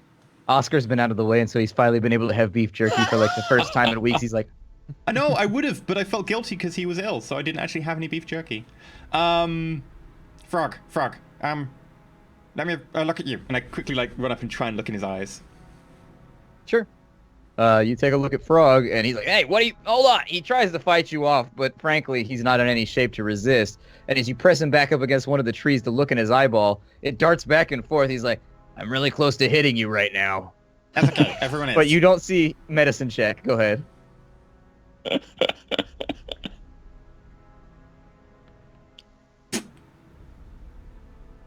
You don't see anything. He might be fine. You might not be very good at this. You do, however, notice he started to ball up a fist. It's okay. I back off. I trust that my friends got it right. I go. Have you having itchy eyes recently? Like No. leaking eyes? Aside from the coughing up blood and black fluid, I seem to be mostly all right. Someone said you had the weeping rot. Who said I had the weeping rot? One of the party. No, aside from my ribs being crushed and a couple other, they said, I don't know, the ribs crushed inwards and they said it punctured one of my organs or something. I don't know, I was unconscious. Didn't feel too good, but they said they managed to get it taken care of with magic and whatever that stuff is that Sloovy gave me. That guy was a lot better with herbs than I figured. You figure a big guy like him wouldn't be so great at doing medical stuff on small people like us, but he did well. No, I'm fine. Okay, just be wary around the weeping rot. There's more to it than it seems. All right. That's a Woodley problem, though, as far as I know. I love the way you said Zombies we that. fought. Be wary around the weeping rot. It's like that's like going up to someone in the dark age. Be wary of the plague. It's like, well, No, the duh. weeping rot, genuinely is like the cold. It's like a cold for most people, apart from Woodley. It's like being wary, when they be don't wary get of people better. who are having the sniffles. Uh, Y- you know the zombies that we fought? yeah. If they bite you, you get the weeping rot, and we suspect that there might be some connection between the weeping rot and being turned into a zombie. Oh. Maybe. A look of worry crosses his face. Just be cautious around it. Yeah. Considering I will. He actually starts looking at some of the bite marks that are on him. You're like, ugh. Well, Any of take them the like druid's white and face. crusty? Medical check, please, one more time to see if actually you can do a perception check just to kind of see the wounds as they go by. And I will be guidancing this. Sure. 11. The wounds don't look to be open anymore. But other than that, you don't see anything. It looks like they've scarred over. Was Oscar's one open? His was still open, yes. He Okay. actually had like a drag line on the side of his flesh that looked like it was trying to heal, but it was still kind of open. Okay, I'm gonna go with that's probably not the weeping rot then. Otherwise, maybe that keeps the wound open or something. I'm gonna be like, okay, well, you probably don't have it. Just be cautious and maybe get your sister and get out of town for a little bit. Yeah, that's kind of what I'm thinking. You guys about to leave? He kind of looks over your shoulder. Yeah, we're heading off south to Woodley. Not sure what we're gonna find there. Yeah. There's kind of an awkward pause for a moment as if he's contemplating what to say. You can insight check if you want.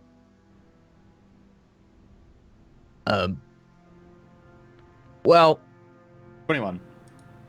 with a 21, you get the feeling it's the tough guy act. Like, he wants to open up and say something nice, but he just struggles with that as a characteristic.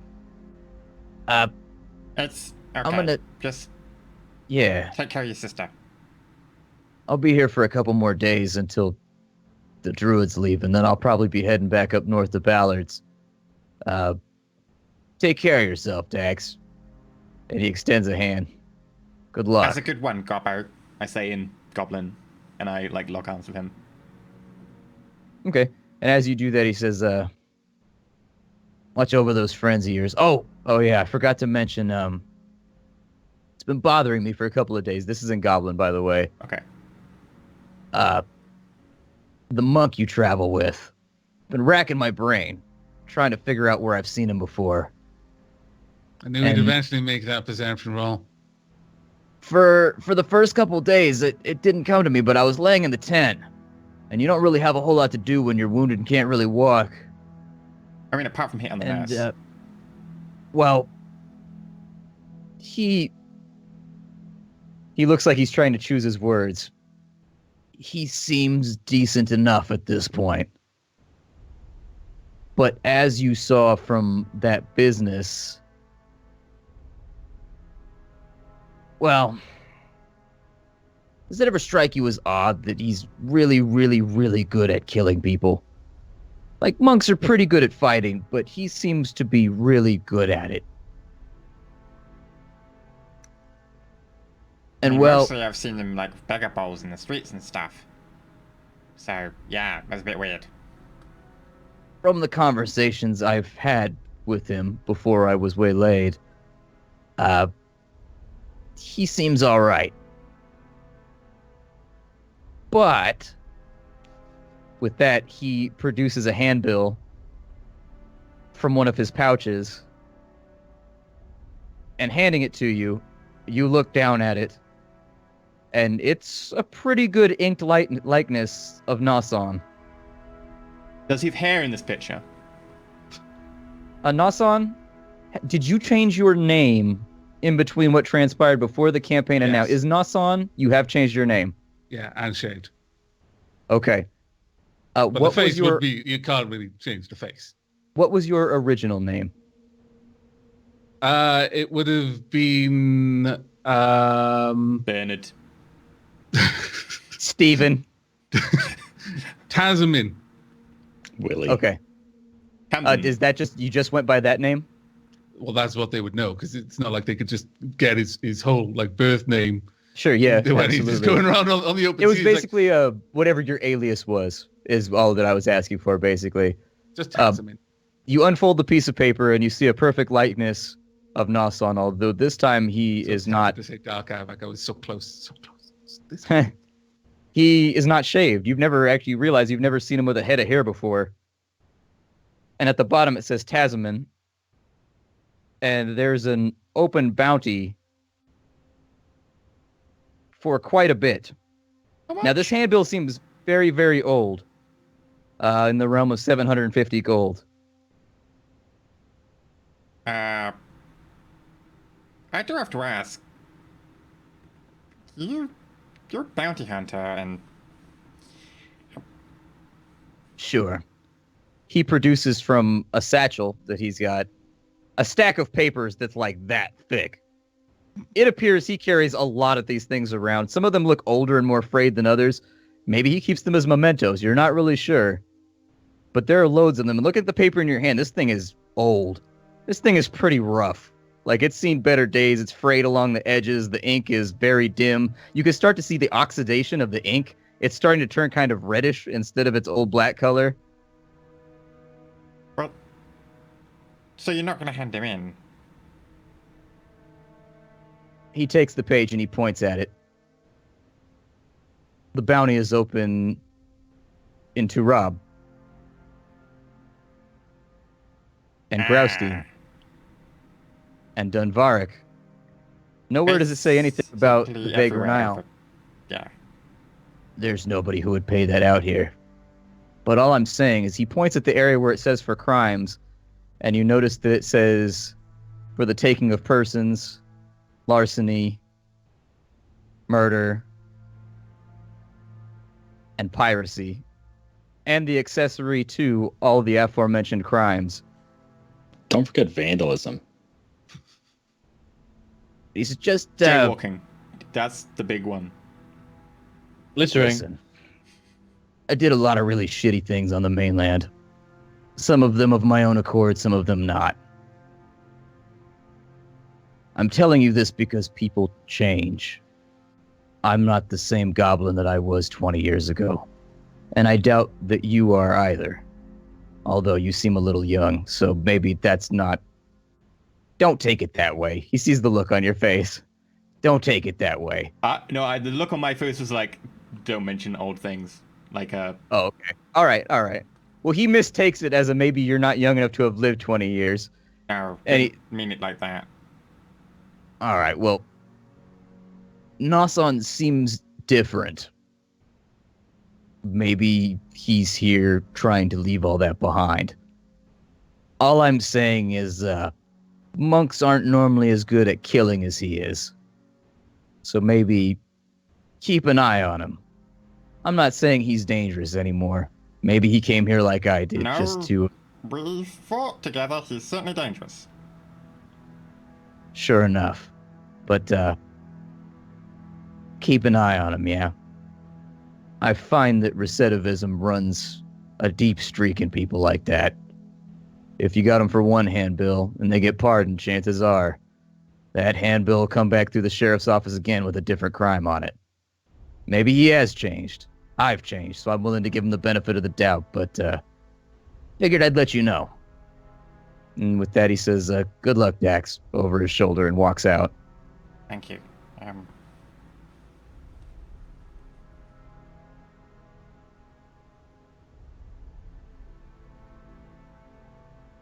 Oh, Lysander! Lysander! Lysander. do I find him? Yes, you do. Before we go, we didn't give the plum wine to come back into the forest. I pull out a bottle of plum wine. He smiles, and this is the first time you've ever seen him laugh. He motions with a finger, just follow me. And with that, he leads you through a back part of the forest. And after you go over a couple... Line, I'm sure of it. Scallywags. As you go through the forest and you come over a hill line, you start to notice there are plum trees everywhere in between all the rest of the trees. Knew it. Those scoundrels. This isn't a particularly good vintage. The plum wine it's just, I always have people watching the edge of the forest, and if you're supposed to be there, we may have spread the rumor that the wine wards off spirits of the forest. We use it as a signal, surely enough. If you consecrate your voyage, one of my scouts will see and will know you're supposed to be in the forest, or at least that you've paid the tax. He begins to laugh. If nothing else, sorry about that. That's scallywag. I'm sorry about the finger, by the way. All things considered, the plum wine costs much less than what I tried to cast on your cow, so we'll call it even Stevens, I suppose. I put the plum wine down and go, Okay. When the time comes, I'll play the horn. Sure. And you can hear him chuckling. Are you going to walk away? I've gotta go. We need to go to Woodley. He turns around and he just starts looking at the orchard, and you're pretty sure you can hear him chuckling as you walk away. What an ass. Yeah, okay. I head back to the... I'm maybe I had an chuckling a inkling little that they bit. were behind it the whole time. I had this weird, like, you know what would be a funny thing? Is if they're the only ones who are making this stuff. Oh, that would be amusing. And then they sell it to people They've just to dump made at their sure that doorstep. they've got this business. Yeah. It's so It's good. all planned Okay. for. I was wondering if you were going to ask about it, and you just never did. You just never did. You would have gotten stonewalled if you had done it at the beginning when you first arrived. They would have been icy about it. They would have been like, we don't know anything about that. There are spirits in the woods. This is a strange Assumed it was island. the merchants. I would like to double The back merchants did. Yeah. stealthily, Okay. and I would like to pick a plum. Okay. Just one. Give me a stealth roll, because he's still over there. I will guidance that before I start. 10. Oh no. Oh, no. And you know what the main stat is for druids? Yeah. Yeah, fuck it all. As you're sneaking back over there to go get your plum, you get up alongside one of the trees, and you don't see Lysander anywhere. You think he's left. You start to reach up for the plum, and you hear the screech of an eagle overhead, right as you're about to pluck it. I I'm go... looking upwards. I It's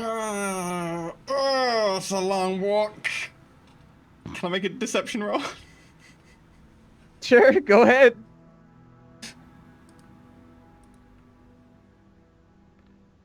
$21.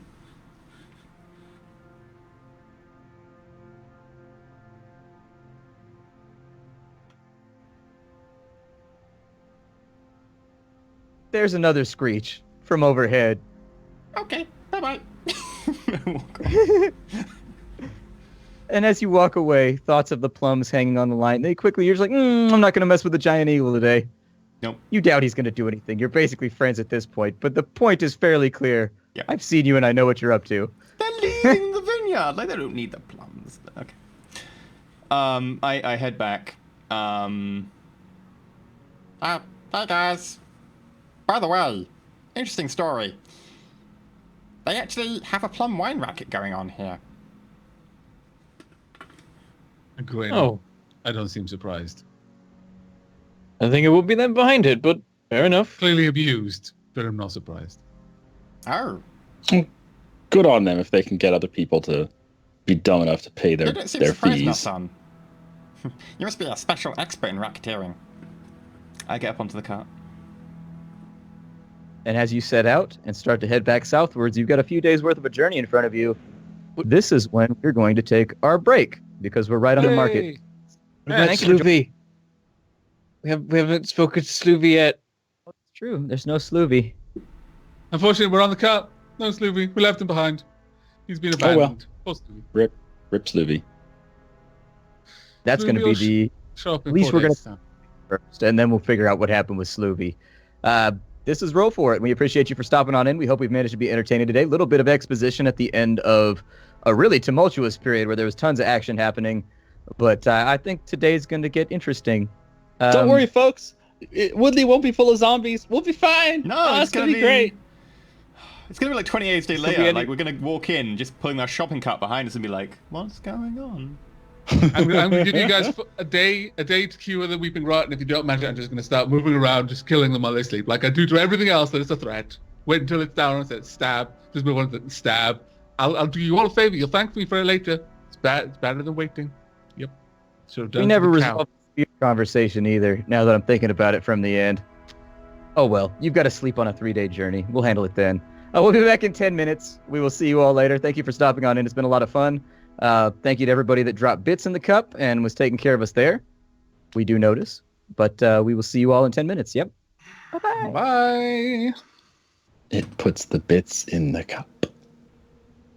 Or it gets to stick.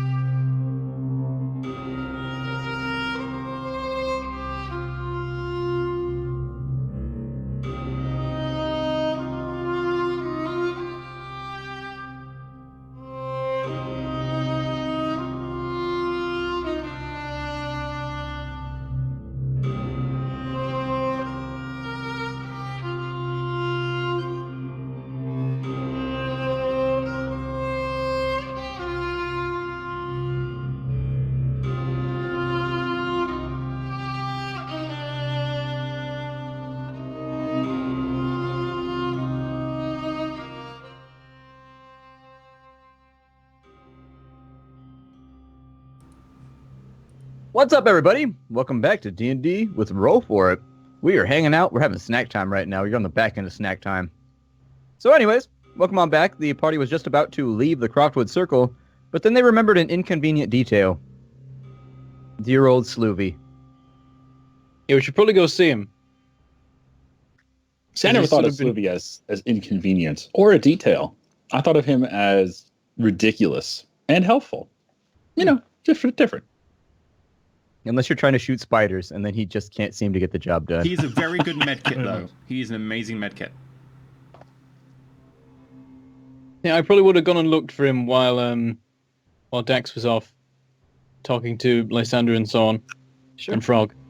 Give me an investigation check, please.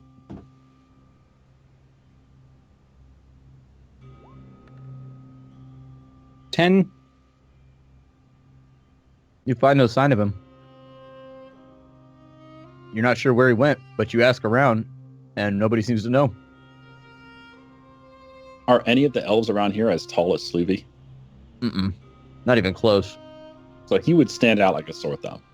Mm-hmm. Don't talk about people's That's the thing digits of, at like- the moment. That's a bit disrespectful to Lysander. Too soon? And that's the thing. If Check you your digit privilege, yo.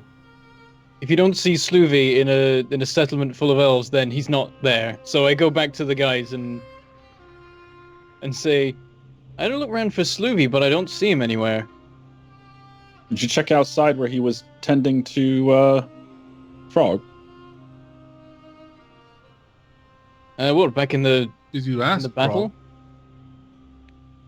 I didn't actually. Maybe he'd know. Maybe he died. I looked at Dax like that was out of the blue. I didn't say it in Dax voice. That's me. Oh, well, that's good. That's a good point. Yeah. You can Maybe normally at the tell. moment he's still over with Frog. Yeah, I go to see Frog and see if he knows. Sure. You find Frog. He is now just kind of watching people stack things and breathing in the forest air. Hey, what's up, Mormon? We were just about to leave, but I thought we should probably check up on Sloovy before we went. Do you know where he is? He went back to Woodley. Oh, all right then. Perhaps we'll see him on the road. Yeah, he needed to. He said that apparently whatever he found with the guy he was looking for, the one that was in the warehouse, apparently his boss or his chief or something like that wanted to know about it as quickly as possible. And he said he had been delayed too long by being stuck inside the warehouse or whatever it was that we busted him out of. So he went last night, like right after you guys left. He was already gone. Well, we better get moving then. Perhaps we'll see All him. right. Yeah. I told Dax, but I'll tell you too, be careful down there. Woodley is... I don't know. I don't like the way this is stacking up, so y'all seem like a good sort, and so good luck, Take care of yourselves down there. We'll do our best. You too. And he nods. And then he Set goes off. back to eating.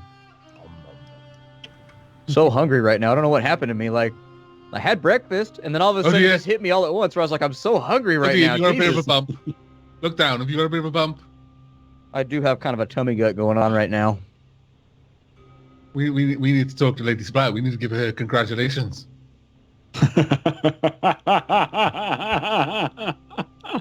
Splats with kitten. It won't be a problem until he starts desiring pistachio flavored ice cream. Then you know it's serious. Okay.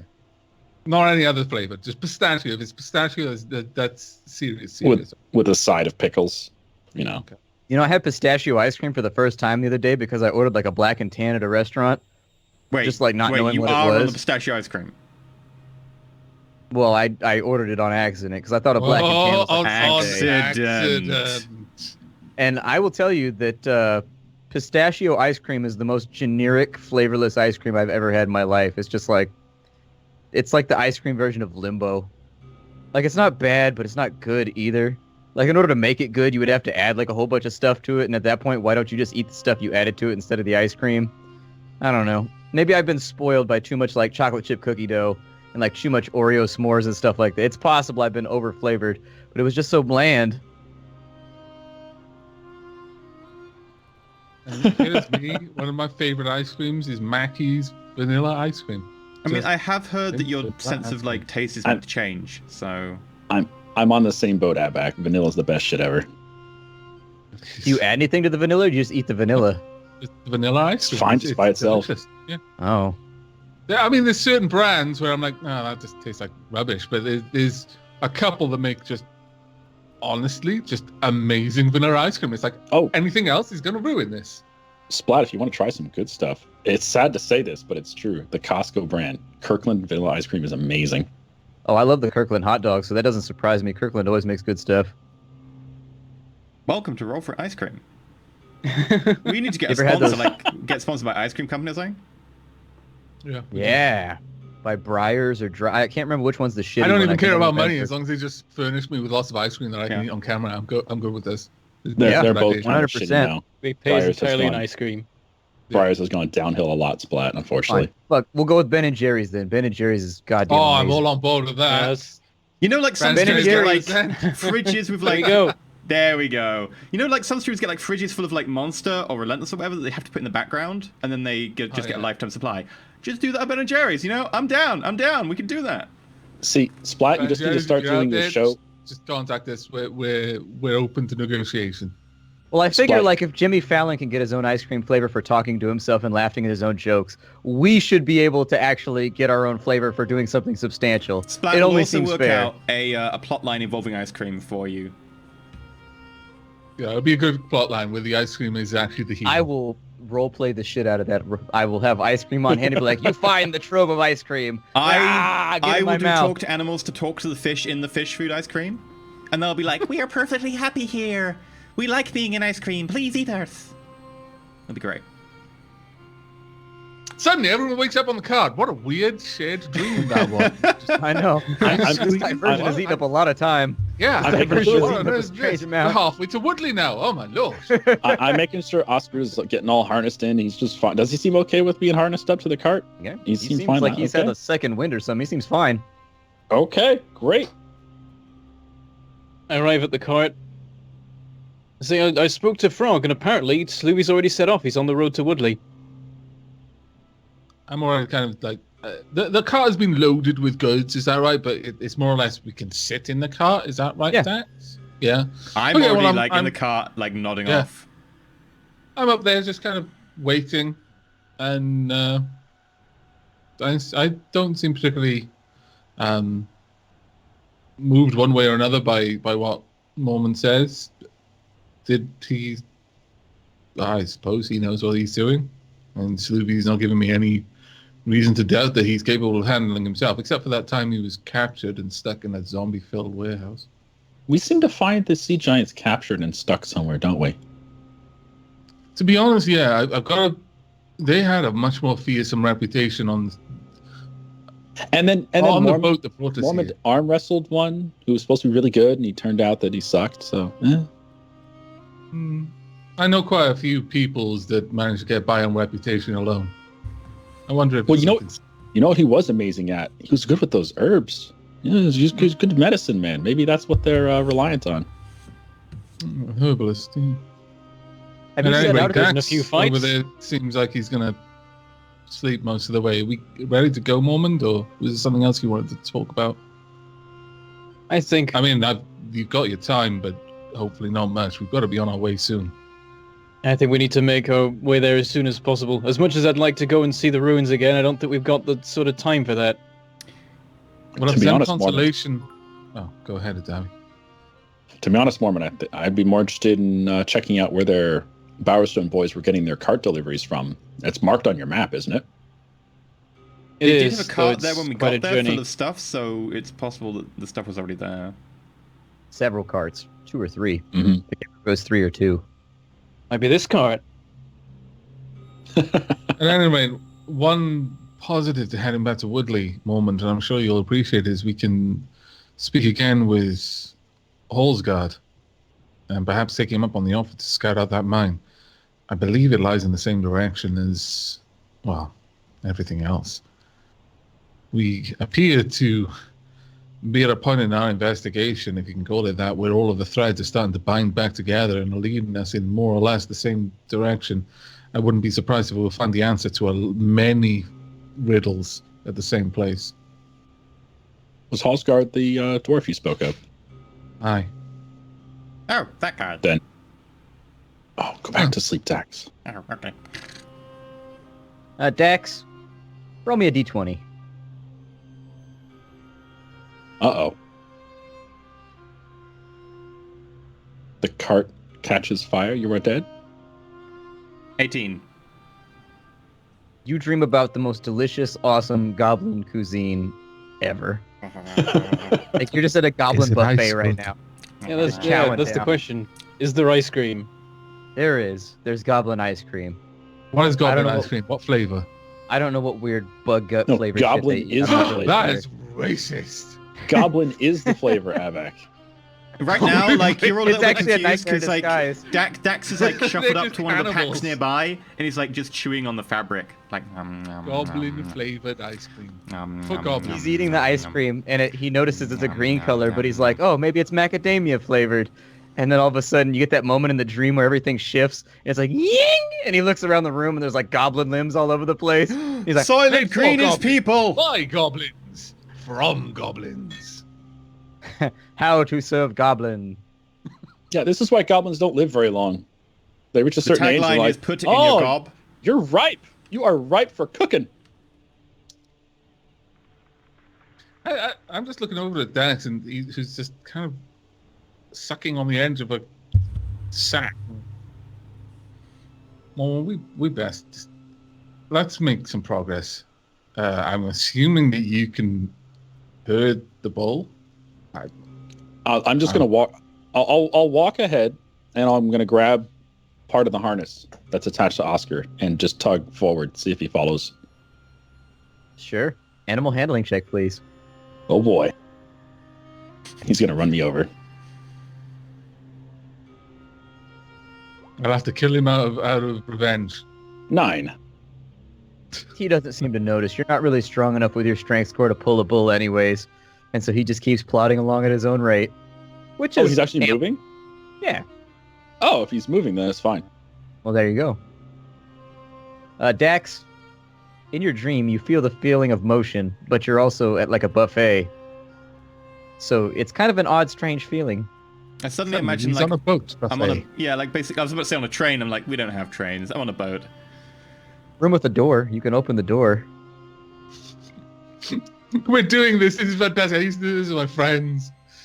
Close your eyes. Right. You see a room. I open the door. Looking out the back of the door, this room is floating on the ocean, lurching up and down, but the ocean isn't like a normal color. It's kind of like a pinkish color. And the caps are really like white, like the foam and the caps. They've kind of shifted to kind of like a dark gray almost. I put and my as the finger in room- the water. God, he's gonna taste it like he does with everything else. Roll me another d20.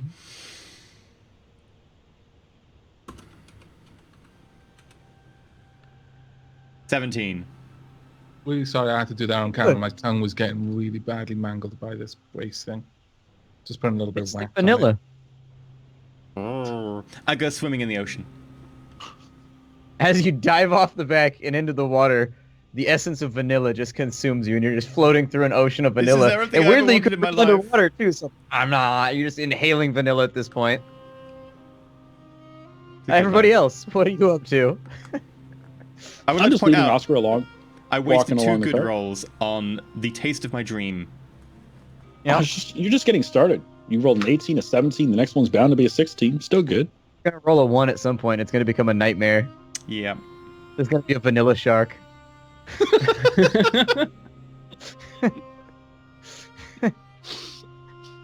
As you travel downwards, about 4 or 5 hours into your journey, if there's nothing else that anybody wants to declare. I was wondering for- if it's a 3-day travel, right? Yeah.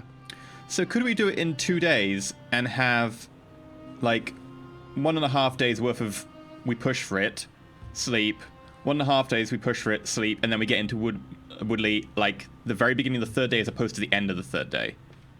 Sure, that's fine. Everyone else down with that? Yeah, I'm fine. Sorry, again, I'm probably going to be messing around with my brace a little bit. I can't really step away, otherwise I'll be gone for half the rest of the show. That works as a plan.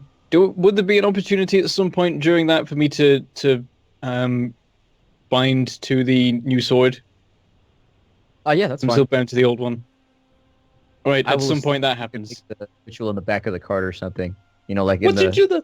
What I'd did you do? probably The wait till we were sword? like making camp if that's if we were doing Whenever that. you want to. Do you have to sacrifice the old sword or something? No, it's just I don't even know the old sword He needs to says, be "Look, there. it's not you, it's me." We Gotta might- break So up. it's like, That is sort of this is how I someone imagine else, it. and Of, it's like, even though I didn't want you to find out this, but yes, it is. Sword's just Yeah, gonna be I I'm leaning up imagining against that the I tree. sort of have to spend a bit of time with the old sword and be like, right, listen, I know, Whoa! we've Not been on through my a lot cart, you're together, not. but Look, not like you know, that. I've been Shut up. spending time with this other They do want sword, the and I sword both. realize Oh my I've God, got this is so feelings dark. for it. And quite frankly, it's not working out. You can have your cake and eat it too. Just cheat. It's fine. You can bind Just run two around swords on at the the same other time, it sword. is I true. could bind to both of the great That- swords and not be bound to a hand You know axe, but what? then I couldn't Whatever do relationship anything works where for I you, throw we a won't hand judge. axe We're and then- progressive here. If you want to have a relationship with both great swords at the same time, provided Or- you know you all understand it and whatever. Yeah, that's completely fair, but I don't know. I've seen the way that the first great sword looks at him. I don't think it shares. It doesn't look. It's jealous of the kind. lighter he's gonna- version. You know, it feels it's the upgrade. Yeah, the old sword is a fatty. That's what it gets. Damn. I was being circumspect. Yeah, you're gonna ride away. Next time he gets out of the wagon and binds, the sword's just gonna be leaning up against a tree. It's gonna start raining slightly. I'm all out of love. I'm so lost. I'll get the trade. I'll try and summon the new sword and the old sword will appear and stab me. You summon it like This is hand what out you like get. that, but it's back to front, so it just goes straight through your gut. You're like, oh. So how does mean, this process work? How do you do the binding the first time? Basically, the way it works, I think when I bind to the new sword, the old sword will just stop being bound rather than me having to like do a ceremony to unbind that. But basically, I have to spend, I think it takes an hour, in which I just basically just look at the sword, and I can't. Yeah, but what you're like, proposing, you're basically breaking up through text at this point. That old sword deserves some better, Bentham. It's It a has served you valid well. method. Well, I would Wow. probably have Welcome the to old sword Dubsville. there. Population. Sometimes you. they're not worth it in person. Sometimes they're not worth it in person. Dear Sometimes you're just old like, "Come on, sword. you're worth a text." I do not like you. I has better sword now. It was some major elite loot. You is like a base level white common. This is like a blue rare. I like rares. Goodbye. At least Messenger! it was buy. At least it wasn't just buy. You know. I think that's nice. Is it in Dwarvish or is it in Signed, Cockney? your loving Mormy. More Well, me. There's the awkward bit where I have to tell the messenger, okay, so deliver this to a sword. I'm just gonna, it's that sword. Just I'm tuck gonna it leave in. it over Just there. tuck it in the Just like give it to the hilt. It'll be fine. And then someone comes along and finds a sword with a breakup note attached to it, addressed to the sword. They'll think it's What's magical. more funny is that one day, Moment will wake up and he'll just turn to the side and he'll find just this disjointed hilt from his new sword. It's going to be the binding will be frayed. It'll be very, very traumatic. Just laying on the bed, on the pillow next to you. If we go and like just take shifts sleeping on the cart, could we do this in double time? Because none of us would need to stop to sleep. Oscar would. Yeah. Oscar would get like major fatigue. It's Yeah, okay. It's we'll go okay. double time. It'll be like one of those westerns. We'll just run Oscar until he dies heroically at the end, but we'll save Woodley. I vote we do that with Adavi and Noson. They can pull the cart and then replace him with Oscar. Oscar can sleep on the cart. Man, if you leave your You're not sword putting behind the cow on the cart. somehow, You want? if you leave your sword behind with a Dear John note on it, I've got to like bring it back into the campaign somehow. Like, What's the thing? That's Goes something up to with it. appear in a different D&D campaign and just really confuse the players. We'll be like 6 shows from now. Like we returned to D&D for some reason. We're going along, and then this sword just shows up. It's like it's got a note on it. No, Splat. It's in Write a Dwarven. campaign Does, guide. does anyone here know Dwarven? No? Write the setting Okay. as a campaign guide. And then, like, put, by the way, there is a sword lying at this point in the road with a note that says such. It's a completely mundane sword. Mm-hmm. People can find it. It's just one of those Doesn't do little anything Easter eggs interesting. in Baldur's Gate. I just passively watch as Mormon tries to bind with this sword. in the cart? Because I'm assuming that we're more or less not stopping until Oscar needs to stop. Which, I don't know if you know bulls, but they can actually walk for quite some time. Yeah, he'll be fine. Like I'll you could find the description of how it works, but I believe that basically what happens is I like sit it on something in front of me, and then I sort of meditate and just look at the sword for an hour, and then at the end of it, I pick up the sword and it's bound. Is there like a connection? Well, you got to have dinner with the sword first, and you got to have conversation with the sword. Do we need Santa candles?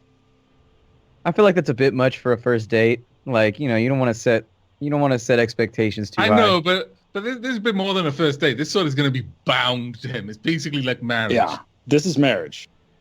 We need a judicial presence. Got to set the standards low, so they don't expect too much. Advice from Splat Dad. If it's daddy's rich, take it out for a meal. Oh my god. So the description of the ritual just gives you nothing. It's like, during the ritual, the sword must stay within arm's reach, and then after 1 hour, you pick up the sword and it's bound. And that's all it says about the ritual. Theater of the mind. Tell us what your mind's eye sees. Go Are full we doing adventure this in the time. back? Like, we are having like long rests at some point, aren't we? Sleeping in the Yeah, car so and occasionally stopping. Day and a half, you stop and make camp right as it starts to get dark. Mormon, what do you do to bind with your sword? Right. So I'll probably mention to people what's going on so they're not really confused, or perhaps they'll just like... I watched with a little Look bit at me. more interest now. I know he's not just being crazy. I get out like my harmonica and go. Ba, ba, ba, ba, ba, ba, ba, ba. That's not Shut the up. sound a harmonica makes. I am intensely judging this dwarf. These life choices he's making, I don't approve. Are you saying limited that you are visibility. biased against swords? Wow. Adavi, I thought you were enlightened. You have a high Arcana score. Only you could understand the love between a man and his magical sword. But no, ignorance. Wait, are we all It's gathering disgusting. round where Mormont has a special moment with his sword? No, Apparently. I'm completely. Yeah, this completely is watching. definitely getting a this little- is full on voyeur. I'm not even in the closet in a Yeah. Superman outfit. I'm just flat out just stood there brazenly watching. Yeah, this is definitely going to end up on Pornhub or Sword Hub or whatever the shit it ends up on. Sword hub. And Nelson does his hardened knuckles trait, so... Uh, That wasn't So a what place that my happens mind is- wanted to go. Why? What happens Why is have you done I find like a couple of rocks around and make like just like a basic like plinth or something, and then I put the sword on that. I put the old sword next to it, and when I like write a couple of like dwarven runes or whatever into the ground around it, and basically just sort of meditate for an hour, looking at the sword. Okay, during that time, While like I want to Zach inspire cross-legged in him. front of it. Can I inspire the There's no sword? wall at the end, so Inspire the sword. I would like to inspire the sword. As sword he's resists. like 45 minutes into this, knowing that he wanted like an hour alone, I just like come out like playing the like ukulele that I've got. I'm sorry, I Splat. believe in miracles. Where you from? You sexy sword now. I believe in miracles since you came along. You sexy sword. Mormon. So I don't move at all while this is happening, but when he finishes that bit, I say, please don't interrupt. I turn and walk away. And if you touch the sword, I will run you through with it. And I just keep looking at the sword. And then once the hour finishes, I reach out and grab the sword, and there's some sort of, like, magical thing happen. I don't know whether Something the magical mages thing, would pick up that, like, a thing had happened, but now I'm bound to the sword, and not the old one. Okay. And with that, you are bound to your sword. You and your sword forever, ride or die. Just the two of us. That's the thing. That's what you the said other with one the first forever, sword. ride or die, just the two of you. Only until you met a new sword that was more But gleaming. the first sword got old. It just wasn't good enough for the adventure in front of us. And frankly, we next proposed a day- realistic solution. The next day, Sword polygamy. I'm allowed to have multiple swords, but no, old sword didn't want to go along with that. You know what's Old going to sword happen, has to be Benson? selfish and have the You know all to what's going to itself. happen? Mormon's going to wake up one day and just realize he's been addicted to his sword all along, and his sword has gone off, and he's now shacking up with Owlman, and it's going to be his fault. He can jump off to Mars and be all sulky for a while, but it's his fault, and he knows it's his fault. The next day, I'm having the talk with the old sword, like the sword's in its pajamas. I'm feeding it ice cream. I'm like, look, Mom's a good guy. He's just really confused about what he wants right now. Don't you're text a good him. sword. Don't text him. You gotta pick the sword, put the phone down. Don't text him. Jesus. No. Move on. I take the binding off your old sword so that you can't call the old sword when you're having an awkward moment and feel you need someone like reliable to go back to. I absolutely hate just be wanted to the get a new person sword. to do this, but can we just continue our story? I was waiting to say that. I'm sorry. I knew this was gonna happen, but I just wanted a new sword. Now I could do the cool pop into my hand thing with the new sword. All right. So after that, I assume you all rest. The journey actually goes pretty uneventfully. You notice that the forest feels less foggy this time as you're going through. There's still fog, but in general, it seems to have dissipated slightly. Huh. You're not sure. We all notice it. Yeah. You're not really up to anything right now, so I figured somebody bring it up and be like, "Oh, that's weird." I was going to ask about the fog, yeah. Huh. I wonder if the druids finally have it under control, or if they're spreading their influence further south for their trip. Or the Or fog was causing the weeping rot.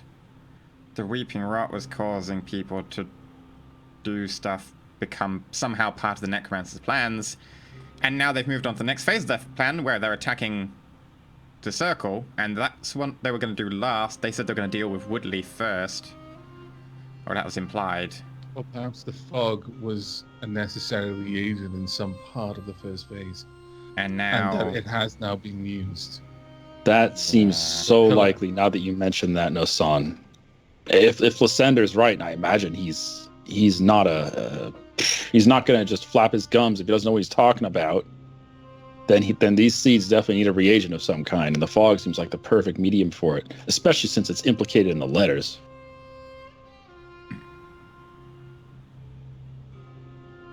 I'll put a little A+ on Nosan's homework. A++. Whoa! He said A+, not A++. Don't put pluses in his mouth. At least Yeah, you didn't next- have to go. Next, you're gonna want to give him a trophy for participation. Oh, how dare I? Promoting self-confidence the way that I do. How dare I? People should be forced to feel bad about themselves from a young age. Yes. That's like my parenting strategy right there. Telling me that that's how I should not be a parent? Okay, it's a good job I don't have kids. So when you have a kid who falls down and scrapes their knee and they get back up, No, and they're not you crying, were the one who said we and need they're- to get back on track. and they're You not do crying, get to take us back you're, off you're, track. you're gonna push them down again until they start crying. Be like, well, you hurt yourself. You better cry. If they're gonna scrape All right, your knee, they let's might as well do it properly. Break your leg or don't do it at all. How's the other I'll be scenes honest, being I caught would go in? with the don't do it at all part. I broke See? my leg and that shit sucked. Yeah. So, I'm just going to skip ahead. If there's nothing else anybody wants to do, nothing's going to happen in the forest aside from the thinning of the fog, and it seems very, very quiet. Like animals aren't making any noise as you travel. All you can hear is the Yeah, I sound of was the gonna ask cart. about that, actually. Is Nothing. The forest's kind of muted itself. Like, does it seem like things are dead or simply not there? There's a bit of There's just an absence.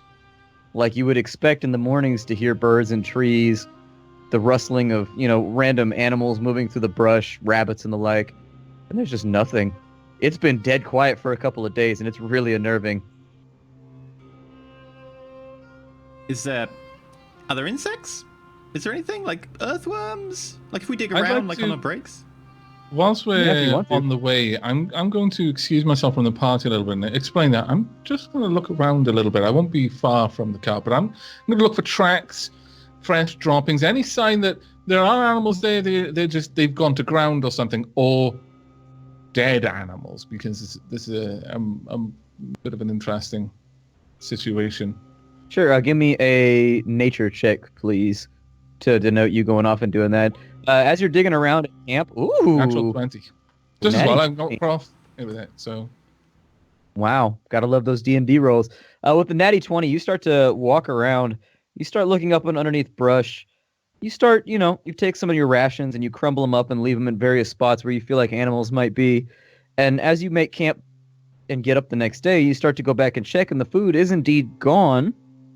Something has come and eaten the small bits of like trail bread and whatnot, and there are droppings here and there.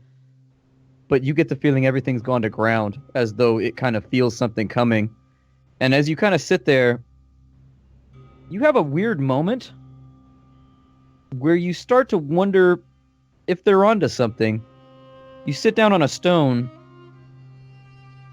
and you feel almost a vibration, really, in the stone. Very, very light, very, very delicate, almost imperceptible. And putting your ear up against the stone after sitting down on it, you can hear a definite low rumble. Not like an earthquake or anything like that. It's only perceptible to you because you critically succeeded. And you think maybe that's the reason why things have gone to ground? Maybe they can hear it with their heightened senses? I return to the rest of the camp. I imagine that they're just preparing a very light breakfast before we get back on the road again. Light breakfast. Right. Light for everyone but a Davy. I told you last night I didn't feel really comfortable about the silence in the woods. I mean, even if things were dead, and honestly, that's what I was a little bit worried about. There'd still be buzzing. There'd be insects. There'd be. I can't imagine a magic that could kill everything in a forest. But I left a few crumbs here or there. Sure enough, they were eaten. They were gone. There's droppings. I couldn't tell if the others I found were fresh, spotted bits here and there, but I get the feeling that the animals, and I understand I'm not a druid, but dogs, for example, everyone knows a dog. They get a sense for things. If someone's ill, they kind of know. And if they like you, they might try to comfort you. Or they've got an intuition. I think the forest is reacting with the same thing, and I think its intuition is telling it to get away. Away from what? Woodley. I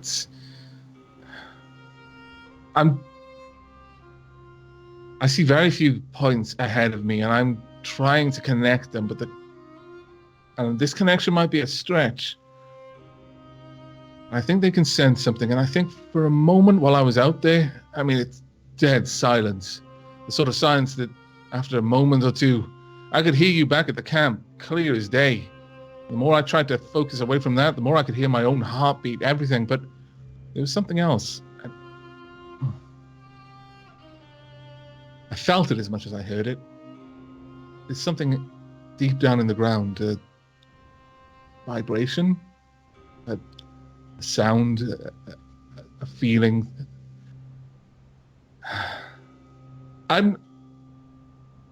Take your time, though, son. A march? That's a guess. It was barely there. Like I said, I could feel it more than hear it. It was like a whisper, an echo of a whisper. But it didn't feel like the ground was making that. I don't know. Possibly Something like moving a through giant creature underground with the stuff we discovered. Truth be told, Dax, it could have been a small bug on the other side of the rock I was listening to. Whatever it was, everything seems to... Could be a coincidence.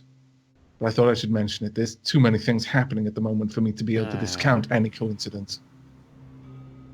Could be something burrowing through the ground, like Izrathi. That The Scourge. strange red, the Scourge, that moved through the earth. Sure, That was what actually sound- Dax's name for it. I call it the grasp, is what the paperwork said. I can remember yeah. what I just But- went with Dax's. But I had Dax- to But name then it Dax with the decided to red. hijack it and be like, no, your lore's not good enough. I'm going to call it Well, the your lore Scourge. came in when we read the stuff like several episodes later, and the Scourge seemed to be a decent name at the time. Scourge. That's what I use. I'm ruining your lore. Not sorry. sure what sound that makes, but it moved, and it broke through rock in some way. Dax, you read the information on it more than... I'm just gonna say DM, what from I'm what worried I've read, about. is that possible? Or is it possible it could move to a large extent? From what you've read, you would know that they use it to clear out caverns as far as you can tell, and that it lives and it moves through the ground in sort of spurts, really. Like the ones that you... ground in spurts. So is there anything more? Sorry. No, the ones that you saw down in the cave had already finished their work, so they were mostly just holding the place together. Aside from that, from what you've read in the paperwork, they do move, and they do use them as tunneling devices, basically, to push and pull apart the stone. It could be the scourge. I mean, I'm grasping at guesswork here, but what if the creatures in that tomb have woken? What if they're moving en masse? What if they're digging towards Woodley? I put my head to the ground and I spent 10 minutes trying to listen for it. En I don't masse. hear anything, unfortunately. Yeah. Whatever You mean Nasan more- heard might have been an isolated incident. You mean more than the hundreds that just attacked the circle? Narson, can you hear now? I very much doubt it, Dax. This was a moment of, call it an epiphany, if you like. I suspect I was in the right place at the right time. The Scourge tends to, like, move and grow and open up new chasms in, like, spurts. Like, it doesn't just constantly, I think.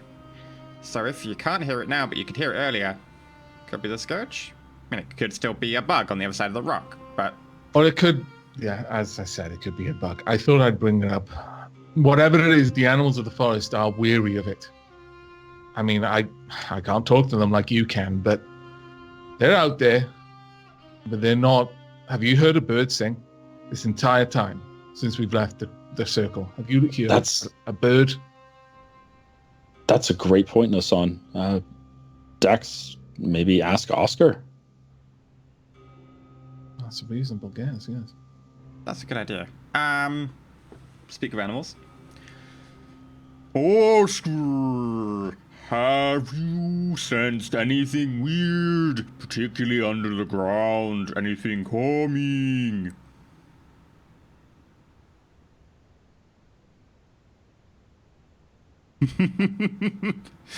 Speak of animals, great for surprising the GM. We're just sitting on the cart listening to our friend go moo. Pretty much. Moo. Moo. Oscar looks over at you and he says, "Herd move beneath ground." No, son. No, son. He's heard movement below the ground. You're right. Can he still hear it? Can you How long has it been there? How long? Which direction? Is it moving? Sound of herd pass. No longer in ground. I turn to the rest of the group and my face is like, You took it wrong. I said herd move. And then you took it as like he heard the movement, not HERD movement. oh. Because Oh, that's there's what an it A sounded in like to there. him was a herd. Okay. I thought like he heard a herd move. I was like, oh shit, that's a kid's rappy. We're fucked. You should have left that. Well, it is one. That was He a did hear that genuine- part. I thought you meant it the other way, like he just heard sound, but no, he heard the sound of a herd. Oh, there we are. yeah. Yeah. Yeah, in which case I turned to the group and like, What is it? Heard the sound of a herd moving underground. A herd of cattle. Did he say which way? I kind of slump a little bit, and I'm gonna bet it's not cattle. I I'm gonna rest go with my head. And I look visibly startled because I actually saw down into that pit. So Norson saw, like at the time, he fought back an urge to just be deeply shaken by what he saw, and he managed to. But you know that's the sort of memory that sticks with him. And I look very, very troubled. In fact, like quickly beads of sweat start forming on my temples. Did he say which way? Which way? No. No, he didn't. It'll be towards or away from Woodley. Well, I guess without points of comparison, it's hard to judge. If we all sleep in the back of the cart and Oscar pushes us through the night and he makes a go of it, we could try and be in Woodley quicker. But I get the feeling we might be a bit late if we don't. think that's for the best. Let's move. Wait. Are you sure it's for the best? If Do you see how many were down there? if we get there, And out of interest, GM, what do Kisarathi count as in terms of their like overall like some things are beasts, some things are undead? What do Kisarathi Yeah, count some as? things are aberrations. Yeah, they're humanoids. They're humanoids. Okay, I wouldn't be able to sense them.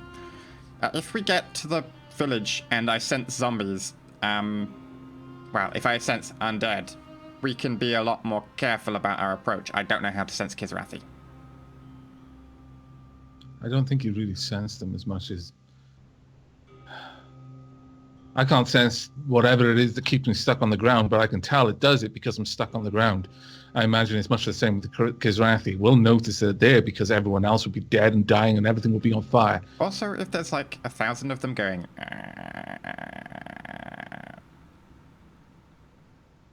But If also we get the there fire quicker, thing. maybe they won't be Davi? by the time we arrive. I sit straight and I look straight at Davi. I'm not sure we could get through the Croftwood, but we could make a go of it. Or we could go back to Woodley.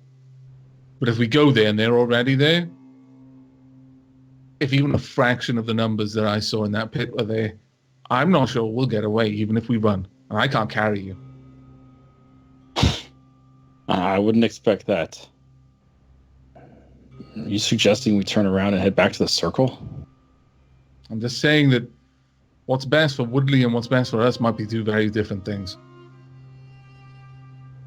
And at this point, I turn to include Mormont and Dax in that when I say what's best for us are different things. I made a promise to go back to Woodley. I don't think we can skip out on the entire town like that in Nosan. I know that wasn't the intention of your words, but to me at least, it would mean abandoning those folks to their fate. I think they deserve better than that. What's your alignment? What's your alignment, Adavi? Chaotic neutral. Okay. I looked surprised slightly. Would you say that it is... Do we do anything by joining them in their fate? Are they going to be able to take some sort of solace knowing that 4 more souls have joined the Beyond just so that they don't do it? They're not even alone. But leaving them I to can their see in your fate, eyes that you've if already they made your haven't choice. If the Kisrathi hasn't been up and we get a chance to notify them before this happens, we would be saving them. If we leave them to that, we are basically murdering them. And pointedly looking at everyone in turn. None of us are murderers. We can do a lot of good here. At the very least, we need to notify them. Dax is right. We Moment. don't stay long. That's all I ask. We should get go. out of there. We find Holsgard. We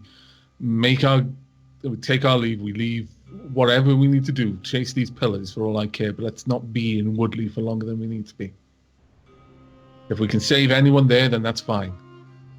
But the longer we stay, if this is the Kisrathi moving through the ground and they are headed to Woodley, and there's every reason for us to suspect that. They've clearly made the mark.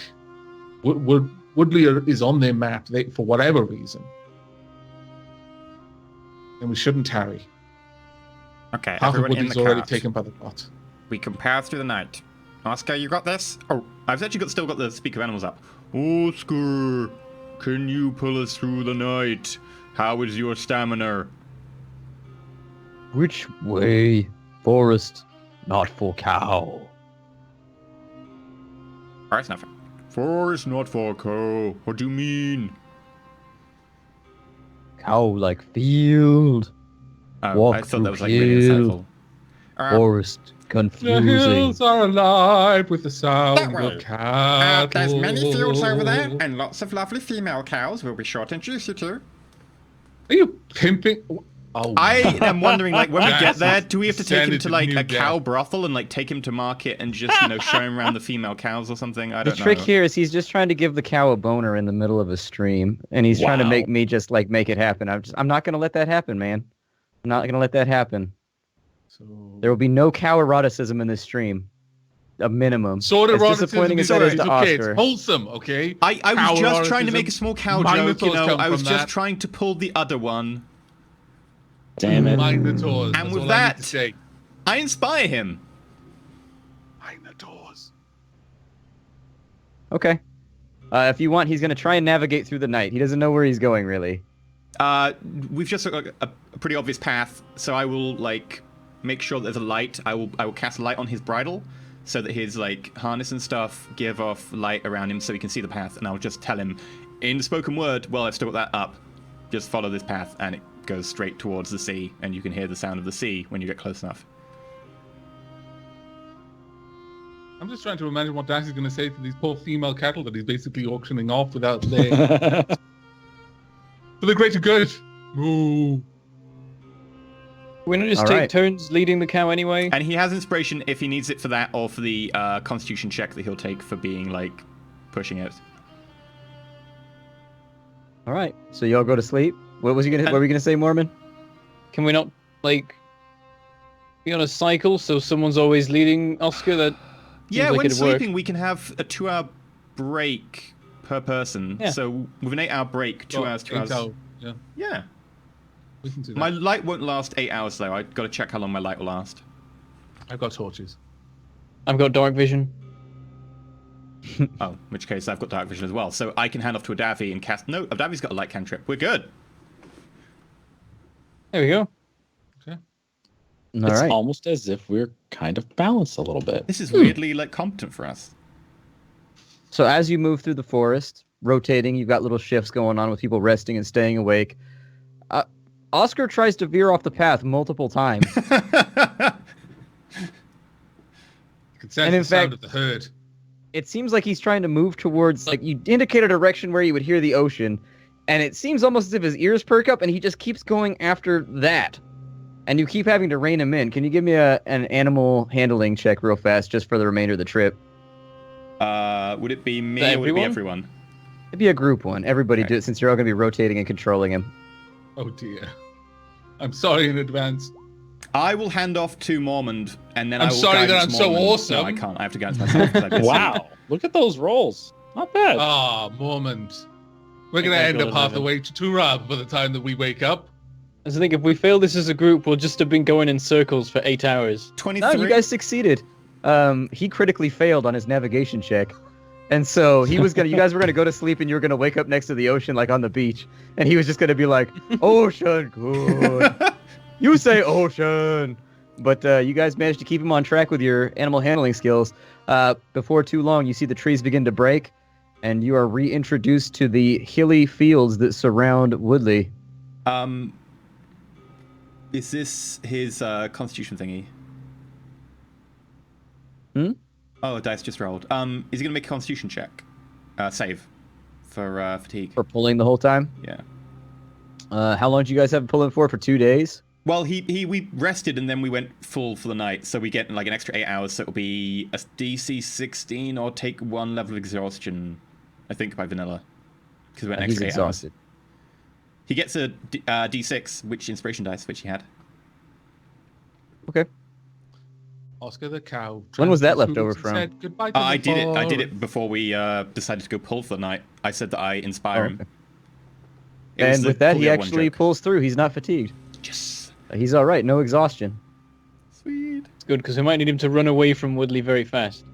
As we get within sight of Woodley, like as in like 2 minutes before entering the town, Mm-hmm. I cast detect. Well, you're on the edge of the woods right now. You got about a half a day till you get into Woodley. Oh, in which case I'm gonna wait. Is it on fire? Perception checks from everyone, please. Looking down across the valley. You can't really see Woodley yet. There's a lot of hills and whatnot. It's kind of nestled in there. That was a 20. Wow. Mine Well, wasn't right full, then. but Davi's was. You don't see any smoke in the air. And smoke is normally pretty indicative of the fact that something large like Woodley is burning down. And in fact, the fog seems somewhat thinner out in this area as well. Well, at least it looks Adavi- like they haven't set the city ablaze yet. A good Adavi and sign. Mormont, looking at the trail with your really, really good scores, especially Adavi's, you see a shortcut to get back to town quicker. just looking, it splits off and goes through another farmer's land, but it'll get there faster. You know it will just by looking and like triangulating. All right, I give Oscar the hint to head that way. Does he notice the trail? He does when you indicate it to him, yes. Hooray! Let's shave some time off our journey. Okay. So with a pretty long journey in front of you, you manage to shave it down by about half as you cut down a path that actually weaves in between two hills and then almost kind of makes its way towards the ocean and then just sort of runs parallel to the beach for a while until after some time you see Woodley on the horizon. It's about 2 p.m. Okay. When we It's get a nice day. Woodley's not on fire. We got here in half the time. Fantastic. Are there people about? Like normal people working the field, people like moving sheep and cows and like doing normal farm stuff, people around the edges, like, you know, the normal hubbub that we would get about midday-ish. Yes, but people seem quieted. Normally when you're riding through here, there's the occasional nod and kind of like the acknowledgement. Nobody does that this time around. Well, there's people around. That's a good thing. Sure is. I say we head to the tavern. There'll be time for that later. And then I lean in. Are you sure you want to drink anything that comes out of this place? Knowing what we know. We can always purify it. You saw what happened when Lysander used magic on this stuff. That's true. Man, It's why do just they gotta disease. make it so you can't use magic? Why not? Because then we'd beat them. By the way, guys, don't worry about the water situation. Like, I did prep for this one. He saw that staff. It's fine. That's true. It's almost as if the DM planned something. Isn't that strange? As we get within like a minute of entering the gates of Woodley, I want to cast Detect Good and Evil, which should tell me if any undead come within 30 feet. Along with other things, but undead mainly. And I would like to cast Detect Magic just to see if we can have any type of preparedness for anything that might be coming our way. Sure. As you approach the gate, give me one more perception check from everybody. Oh, these rolls are rubbish. 14? 20. 12. Nasan, Adavi, you note that the guards that are standing at the front gate appear to be wearing different outfits. Sorry, that Different was how 17. so? You can't really tell from here, but they're definitely not wearing the red and gold tabards of the Scions. Which, every time you've been here before, that's what you've seen. Dax. I got 17, not a 20. Sorry, I didn't cast guidance because I can't because it's concentration. Dax. You see a person hanging from the front gate above these two guards. Okay, is the person like just hanging out? Like, you know, they fell off like a ledge and they need help, or are they actually like, this is a warning? I think we we've know shown what it someone means up? by hanging. Just want to double check. Yeah, I don't think hanging needs a whole lot of they're not like hanging out being like, hey, Fonzie! Like they are... Hey! Okay, so what were the guards wearing again this time around? You can't tell from here. They're just not wearing what you're used to them wearing, but you can't make out Dax, specifics at this Point distance. us out.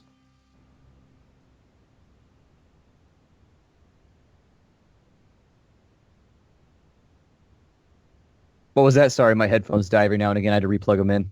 I said, does Dax point this out? One sec. Can we get a general idea of what color they're wearing? Like the block of color. Like, can we see? Like, are they wearing Mostly something? just browns and grays. That'll do. Guys, they've hung someone up above the gate, and they are wearing What different are colors. they wearing, Dax?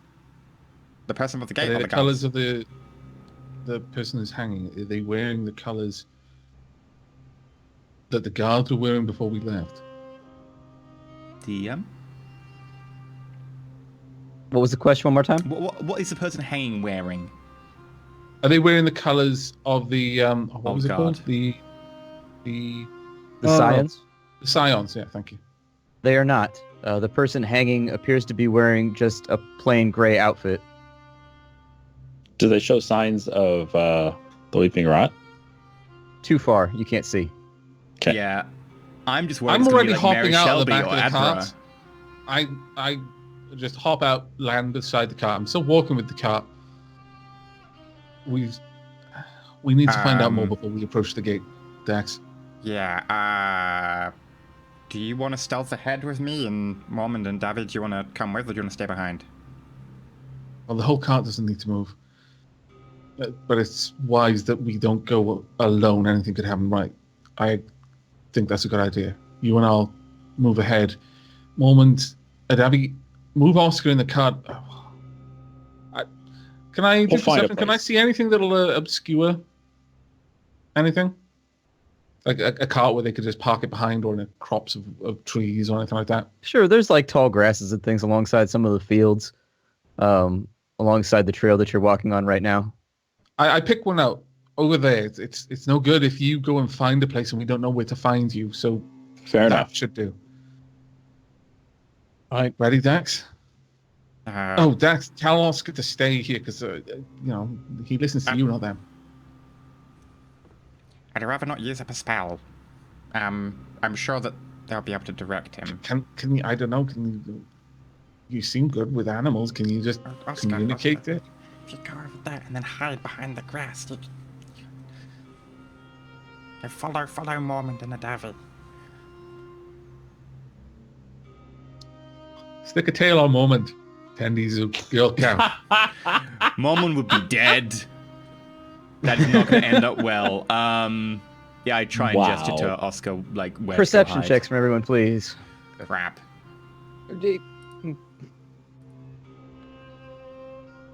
That's a bit better. 17. 20. Nice. Nasan and Mormond, you see one of the guards at the gate sort of stand up and crane his neck a little bit in your direction. Uh-oh, he It's rolled well. softness. Just veer off. Make it look like you weren't heading to Woodley. You're heading to one of the farms. We're still all in the nearby. cart, right? I'm beside it. Nasan, pretend, yeah, that's a great idea. And I veer off into the nearest farmstead. Okay. Right, Yeah, what if we get a load of sacks and stuff, and we can hide under the sacks in the back of the cart, and I will disguise myself as a traveling farmer salesman person. Farmer In sales. the- The goblin would be the best. They will know every farmer, and if they don't, they'll have a good idea. I mean, how good is your disguise game? This guy's game is okay. I mean, the farmers around here, they've not had good crops for a long time. I could just don't mention this again. I could be a farmer's son because the farmer is too ill to bring the crops to town, so I am coming instead because my dad has the weeping rot and I don't normally come to town. Perhaps, but who would you pose as? They might ask questions. Did we ever get I the hope name there's of a any of farmer we the know. people around here who do actually have children? The dude who was killed taking fertilizer to the Croftwood Circle. I could just say that. Yeah. Yeah. Blaine or Bane? He did only have a daughter, though. Blaine. They probably sure don't know the Dax, details you- about his you family. can- He lives far enough out. Like, I could probably just lie and say Dax, that no, he does son. Wear a dress. If you can make yourself look like a human, you can make yourself look like a human girl, I'm sure. GM, just out of interest, like, mechanically, would that be a lot more difficult to do the fake voice and stuff, or... You talk like this anyway. I think any voice that isn't like this is Oh, gonna be hello, hard. guards! I'm here to sell grain! It'll be like that episode of Legend of the Seeker where they have to dress up like ladies and infiltrate the court. You just know that if this happens, there will have to be a bit where a guy goblin hits on me thinking that I'm a pretty lady, and it'll be awkward. Like that always happens in Gender Swap episodes. I remember the Gender Swap episode in Red Dwarf where Lister got pregnant. That was that's funny. Not. That was really funny. I go up and knock on the farmer's door.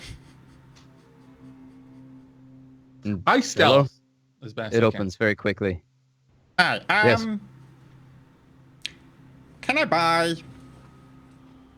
some grain, some sacks, and a girl's dress? I actually look to Mormont as he just goes and asks this farmer this question. Like, the market is where you go for that, not my Well- front door. In a bit of a hurry right now, good man. I am James Bardler Extraordinaire, and I pull out my deeds and titles. Show him I am James Yeah. Bardler Extraordinaire. I And can I'm in a save little bit you of a some hurry. We time. are setting up a crime recreation. We'll be going through the crime again just to be able to confirm to people that I this actually is what sink happens into the and- bottom of the card, not because I'm trying to hide, but more because I'm trying to escape my communal shame at what he's doing. You know that moment where you get embarrassed with someone else? He takes the papers Also and right he now. starts going through them. Insight check for me, please. Is it just... By the way, does he have any zombies in the house? Because I can sense that. Oh my gosh. Natural is it just one. him who's doing the insight check? I think I'm or doing a are we really good allowed from attempt the right card? now. You think he's illiterate as he's going through the pages. You think he's pretending. As you can see, the papers are all in order. If you, how much grain do you have on hand right now? He looks at his field and he goes, I farm cabbage. How many cabbages, good man? Can I stealth at don't- this point? Yeah, sure, that's fine if you want to hide your shame. Yeah, while this is going on, like, It's are a there good any shame other roll. people? Nasan Okay. disappears. You guys don't know where he went, but he's just I'm gone. I'm making my way around behind this farmer's house. Okay. I look I'm around looking and for look a any bit confused. And I go, clotheslines. There is a window to the back of the house. Are there any clotheslines? Like, 'cause, you There's know, not. they would dry. I say Okay, I to peer in Davi- the back of the house. Oh, go ahead, Moment. I say to Davi, we should probably just ask someone what's going on out here before we start trying to sneak in through doors that could just be friendly. Well, I assume that's what Dax is asking. I mean, can you hear him from here? Cabbages. How close are we? Can we hear him from where we are? Women's dresses. Nasan, with hear- that stealth roll, you think you could get into the window and get it open. Is think the we window could- just kind of ajar or something, is it? Yeah, it's a little bit cracked. Yeah, sure. I'll try and open the window. Sure, you get the window open perfectly fine. Do you want to go in? From where I am, can I see any kind of indication that this farmer lives here with a wife or children or anything like that? Sure, investigation check, please. Do I see Nasan? Honestly, the answer won't Perception matter check. because I'm assuming if I can't see him, I'll assume he's. I have no idea. Yeah, Nasan, you have no idea. It's kind of dark in there and you're having trouble seeing. Dax, no, you don't. I'm gonna assume climb that in. Nasan is probably scouting then because that's what he does. Okay. Make So, me another. are your wife and family home? Small 22. talk? As you're clambering up the back of the window and you start to get your leg in, for a second he shifts like he's going to look behind him, but then Dax pulls his attention back forward. He's like, I don't sell things. This is a farm. I sell them to the merchants in the market, and then they sell them. I don't know what you want me to do. Nasan, what do you want to do next? I'm actually going to move through the house. I'm going to the obvious places where clothing might be kept. Firstly, a bedroom if I can find one. All right, one more investigation check to just kind of scan through the room and figure out where you want to go. I try and wave him forwards to his storehouse. I assume he has like a storehouse or something. I'm just nearby. shit at investigating. Amazing Yeah. not being seen, but This house wow. is crazy dusty, and your eyes are watering. You're just like, oh my god, invest in a broom. Nasan, Jesus. Nasan, where do you think you find the dresses? You're like in under the kitchen cupboards, looking at the pots and pans. Like, where do they keep the dresses? No, what you see now is as you're looking into the house, you see Nasan just stumbling around like John Travolta, just looking around. I knew it! No I idea knew what- it! I knew it! Damn it! Yes, good man. I would like to have a look inside your storehouse, and maybe we can talk about a fair. I pull out one of the ridiculously heavy pouches of gold, and I start counting up coins until I see that he's suddenly taking a liking to the amount of gold in my hand. Sure, give me a persuasion check. Gold suasion?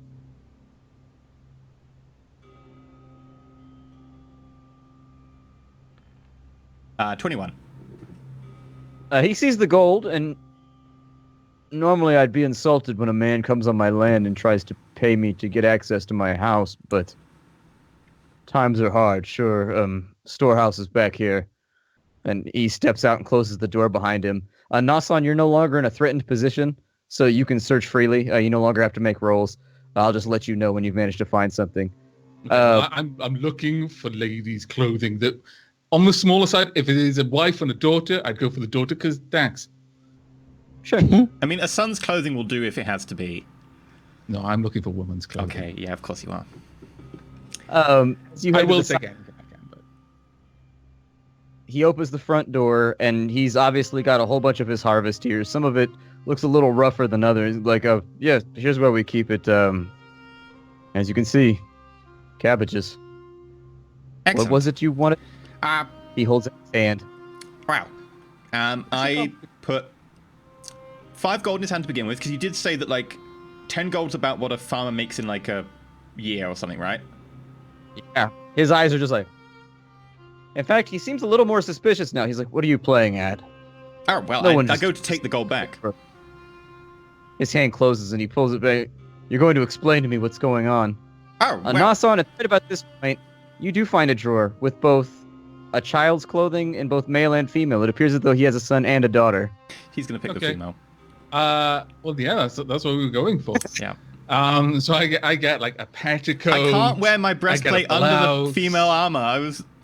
I do protect your modesty since I get these big old bloomers and a brassiere as well. Mm-hmm.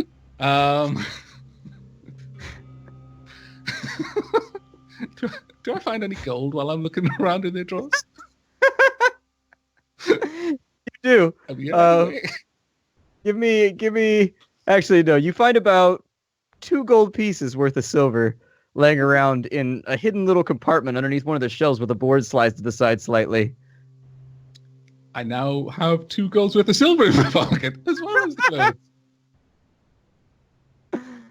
So you have the stuff now. You have the 2 things of silver. What was your alignment? My alignment is lawful neutral, actually. Okay. I gotta take notes. You guys are just being evil today. Well, my good man. Did you say so? If you agree to the deal, I'll tell you exactly why I need so many cabbages, and obviously some sacks to go with them. But I can't really give the game away. I'm sure you can understand. What deal are you talking about? There's Well, been no the 5 deal gold proposed. for a cart full of cabbages and some sacks. Sure, I'm no fool. It seems reasonably enough. That's more than what I would sell my entire harvest for. So, sure, take what you need. Okay. Gesture over, and I go, manservants, Archibald, Flitwick, come over here and help load up the cart with cabbages and some sacks. This good man. Which Sorry, one what is- is your name, good man? Like it's important. Which one is Flidwick? I'm Flitwick. Mormont. No, you're Oh. Archibald. I don't want to be Archibald. God damn it. Flidwick doesn't seem like a dwarf's name, but He's adopted. He was adopted by traveling human cabbage salesman. hesitation is what requires the persuasion check. Deceit. I'm sorry, deceit. It's the same stat though. Doesn't Oh matter. yeah, for me it is. I got both of them of 25. Not bad. Who am I to question a dwarf's name? I suppose. I'll be Well- back in the house. Just load what you need. Have I seen like I Noson said, yet? Having heard him calling up manservants, I took that as my cue, and with my 2 golds worth of silver and arms full of petticoats, and they're like, I tried to make my escape before the guy gets back. I'm holding sacks out for what you call him? Flitwick. Flitwick. Flitwick. When Grab the cabbages, Flitwick. when he called out the names, so I'm like, I'm gonna kill him later before I walk over. Yeah, we'll kill him later, Flitwick. So if you guys ever have a DM'd game and you don't know what the price is of a sex change in a medieval world, apparently it's 5 gold. We've settled that for discussion. We've now helped out the economy of Dungeons Hey, and and Dragons. 3 cabbages. Do I see Nossum running back from the house? Nasan, you climb through the window and down the back of the house. What do you want to do?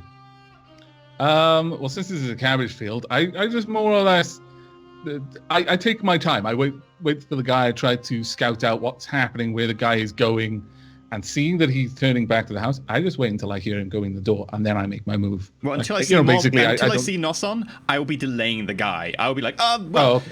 Could you help us with some cabbages? And I hand him a silver. I'm like, just help us get. Well, in that case, if I can hear them talking, if I think the guy is distracted, I'm going to make my way, to the cart where I'm just going to dump this stuff and then try to make myself scarce. I'm not going to show myself if I don't have to.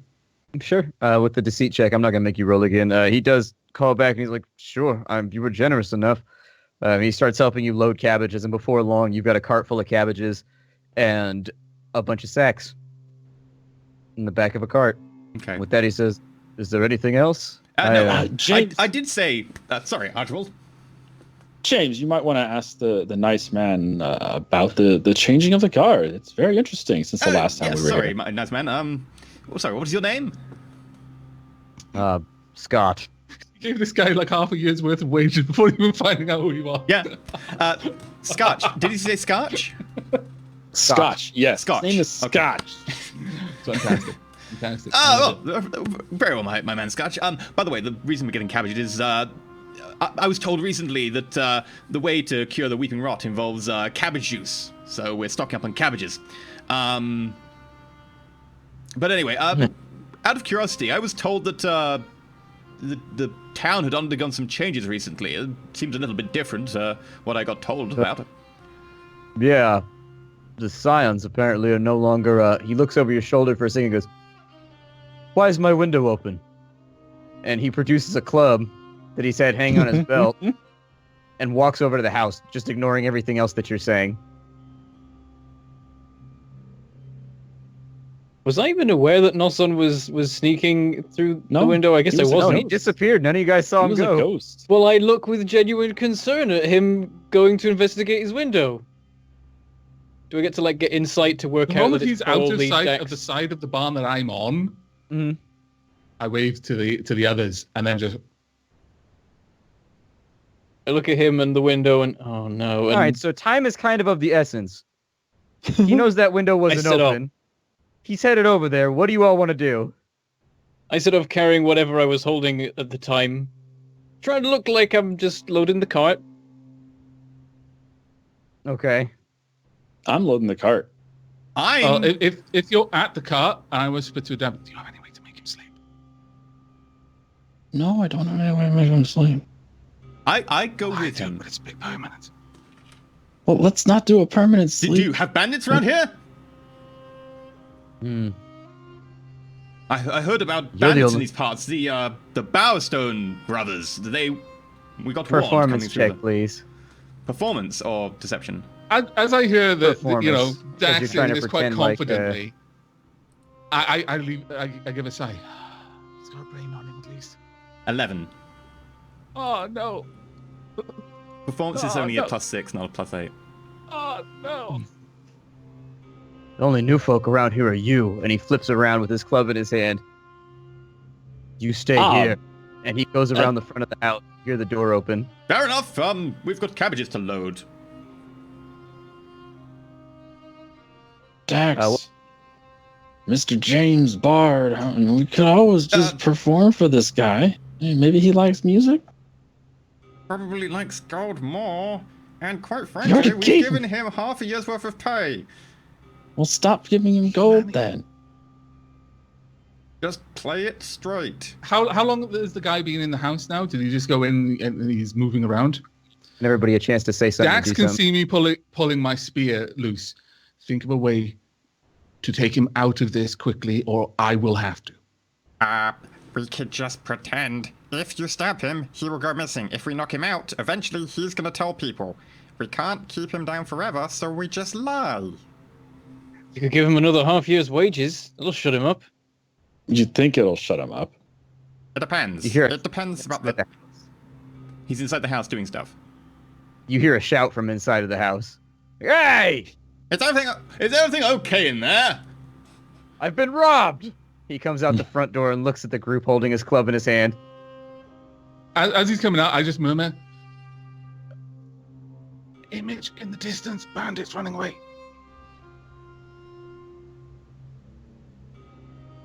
Minor illusion doesn't work like that. Minor illusion is 30 feet, and it's a small cube. Man, I bet you wish you had Trid Phantasm right now. Damn those shadow and spells that are just line of sight. You can cast them anyway. You just need line of sight. It's like, Yeah. oh, look over there. I turn around and go, what? You've been robbed? Archibald, Flitwick. Nosson, are you visible? I see James? you are. Only to you. I've only made myself visible to you. Okay. I'm Let me check. basically skulking around the other side of the barn. Check the cash Yeah, box okay. in the cart. Someone might have stolen from it. When were you robbed? Cash box? Flitwick, check the cash box. There's no I hope cash I've been to box, the so you cart. guys are just gonna be in the back pretending to look in a cash box. Yeah. Well, We're can you see the pretending. back of the cart where there's cabbages and don't- stuff in the way? Do you want me to roll performance or some shit? Rolling through cabbages and throwing them over your shoulders, pretending to try and get to the cash box, which is now buried under cabbage. The fake ethereal cash box. There you go, 18. It's pretty good. Adavi Pretty good pretends that there's cash really, really well. In his mind, Now, he's careful with envisioning the a box full of cabbages, food, Archibald. full of Those are cooked worth food. money. Chicken. How much food, was stolen? bread and cheese Several and gold. I was onions. saving. I was hoping I could send my daughter to university in Langenfeld. Fucking nothing. Ooh, stay point. Stay here. The guards will sort this. And starts to head back Can I towards just the road. say, didn't we just give you plenty more gold than... Shouldn't you be able to send your daughter to university twice now? He turns you. That's not the point. I have almost nothing and they've taken from me. This will get solved. Fair enough. Let And I me don't solve it tell for you- you, my good man. Before you go, tell me about your daughter. Why is she planning to go to university? She wants to be a mage, he says over his shoulder. Actually, give me a persuasion check, please. Because you're really on the edge of this guy's patience. At a certain point, he's just going to stop responding. That's fine. 25. Wow. Pretty good persuasion. He stops for just a moment. He's, well, since her mother died, she's fancied being a mage. Might change our lot around here. Fix the crops or something. That's admirable. I tell you what. And I start going through my backpack. And I pull out... Lithia, summon the dragon! Boom. Burninating the thatch roof cottages. I pull out the broken wand that we used to turn into a submarine and float out of the caves a few episodes ago. I don't know if this is really worth anything to her, but this wand used to be a quite powerful artifact. It doesn't work anymore, it's not really worth anything to me, but perhaps as some sort of keepsake it's worth something to her. And quite frankly, times have been fairly good recently in the Merchants Guild, and you look like a decent sort. Here's how much gold was stolen? 4 gold. I was planning on giving him half that, whatever he stated. If you're okay to take my word on that. That's fine. Well, here's 2 gold. In exchange, why don't we just say, at some point in the next few days, you put us up for a nice, warm meal for me and my servants. Tell us about the place, etc. I'll send one of them to organize a time at some point when we find lodgings, if that's okay. He takes the wand from your hand. You should leave now. I move in slightly closer, like, why? Do you take me for... No? What? No one's come No, by he the farm. says taking him for a fool. Yeah. No one's come by my farm in weeks, aside from myself and my children. My money disappears and the window is opened shortly after you arrive. Now, you've paid a very generous cost. And you can consider it my silence. but you should leave. Well, why should we leave? We've paid you generously enough for your cabbages. Davi can see my fist tightening on my spear. I've got that look in my eye that Davi knows well. I'm just rolling my eyes. I have no idea what to do about this. Dax is off his hinge. He's gone. Let me rephrase this. Leave. Or the guards are right there. They can hear a whistle. He points at the town. And begins to raise his face up to his mouth. Very well. Very well, I see what you mean. And I pull out my bag and slowly start counting coins into my hand. Do you have the cash box back there? I say pointedly at Davy. What's that, James? This is when facing goes wrong. Right here. When facing goes wrong. Yeah. Do you have the cash box? Running out of gold. Bring it over, Davi. If you my mind's gone blank. It's that face moment when you just your mind goes blank. Archibald. As he says it, Davi can see Flitwick. Nossel's muscles starting to tighten. Yeah. He's ready. He's say, basically Cold Spring, about to move. Did he just say You my hear- name to this Yes. farmer? Oh my god. Well, he was saying that he said it pointedly at Adavi rather than he actually said the word Adavi. The farmer is standing in front of you with his mouth just agape at this point. Oh, I'm He dreadfully hears sorry Yeah. a about this. jingle and I produce some coins. I'm dreadfully sorry about this, my good man. Archibald and Flitwick, do you come over? I thought hop his out with a name was cart and come Davi. over with a handful You of just gold called coins. him a Davi. Yes, I did. Suggestion. I'm gonna cast suggestion. Let me just check the exact wording on it. You get to give a one-word command, I think, with No, suggestion. that's command. Suggestion is more complicated. You suggest a course of action to a creature that you can see within range and that you can hear and understand you. Target must succeed on a Wisdom 14 check or follow the command to the best of its ability. My suggested course of action is that he's perfectly happy with the amount we've paid him for his silence, and that he will give us 8 hours until he's going to talk to the guards in exchange for the amount of gold we've given him. Okay. Let's make his check very quickly. He rolls a 20. And with that, he sees you speaking arcane words in front of him. He lashes out with the club as quickly as he can, thinking that you're going to cast a spell on him, which you did. That's fine. That's fair. It's cool. Now, you have a choice. You can have this escalate into full-on combat, or you can just take off running. I made a promise to go into Woodley and try and help. I'm gonna take the hit and hope that my friends can do something while I take the hit. As he swipes the club at you, you're able to duck it. Like, you swoop downwards. What do you want to do? It all comes down to Dax's reaction, what Norson's next move will be. I do glance quickly at Nosson, because after especially hearing about your past and what you did to our prisoner recently, You can see me just kind of stalked down. I'm now holding the spear with both hands. You can see from the stance that basically his center of mass being loaded, his legs are like springs just ready to coil. I say, but not too loudly, silence him, quick! And I'm gonna try and grapple him. I'm already moving. I'm just running as fast as I Holy can. shit! I was approaching, so do I get there quicker? Because I was waiting till you were effectively right next to me, hopefully, before I had to do the suggestion. We did get stalked a bit early, but you should be close.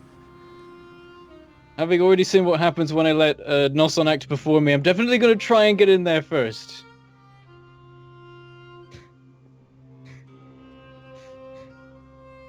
Okay, What are you gonna do if you get there first? I can only feel Oh my god! a great depth of Dax. sympathy for Splat right now, because he's like that. Why?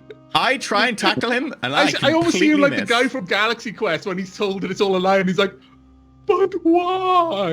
Yeah, as you try to tackle him, he's surprisingly strong, and he catches you by your belt loop and launches you into the wall of his house. Roll me a d6, please. Mormon, you better be quick on this. Right, can I... 5. You take 7 damage from the crashing into the wall face first. Can I run in What? and try and knock him out or Dude. something? Or tackle him to the ground? I don't know. You just tried to assault him, and this guy farms for a living. Farmers are strong, bro. Yeah. Farmers are ripped. Yeah. Mormon, you can go ahead and try to tackle him if you want to. Right, what roll do I make? Oh, God. Athletics. Okay. I do want to point out that as much as Nelson was ready for combat, he waited 11. until the last moment before acting. It's got to count for like not very much considering he instigated. Mormon, all as you this move stuff. towards him, he kicks you in the leg as hard as he can and rolls you backwards, end over end. Before Noson arrives, I'm gonna shout, Noson, no! And, like, put a hand out and try and, like, I don't know, catch him as He's probably just going to punch me in the face and knock me out. He's rolling really well right Yeah. now, and his bonus is turd. It's terrible, and he's just rocking you guys. Is Are Noson we coming rolling in with his initiative or spear, not? or is he trying to go for a grapple? I'm holding my spear. Yeah, I'm not. I'm helping. gonna don't do know what what I I'm can gonna to do. stop Noson from stabbing him in the face. Well, he's not going to go for the face. He's probably going to go for like the gut and then work the spear up through the chest cavity a little bit. You know. Yeah, I just want to break a rib, basically, so he kind of limps off, and then I can just stalk him, play with him a little bit. Go on a hunt. Gotta follow that blood trail. But anyway, before are we you rolling close the initiative? gap- or- Oh, Oh, sorry. His fingers go up to his mouth, and he blows as hard as he can, and a shrill whistle flies through the air and just hangs there. It's a long blow. It's not like it's not quick like that. He just lets it hang in the air I loudly. can move so fast, and it is so bad. Uh, It's okay, we can resurrect this. I say with my face like, ow, ow.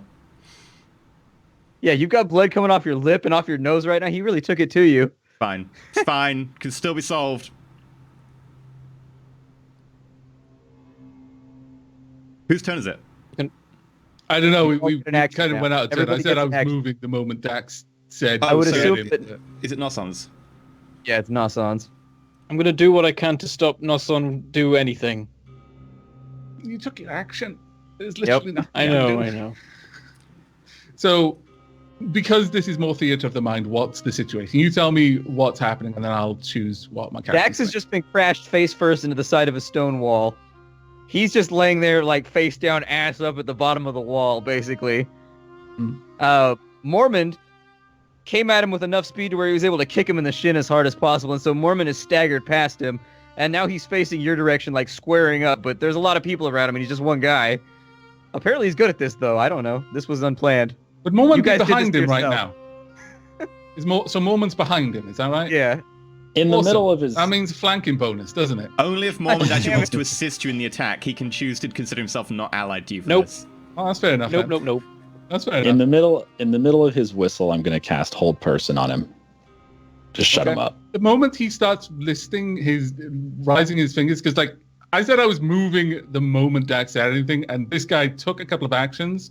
I want to know if I can do something before he finishes that. All of his actions were defensive because it was opposed tests.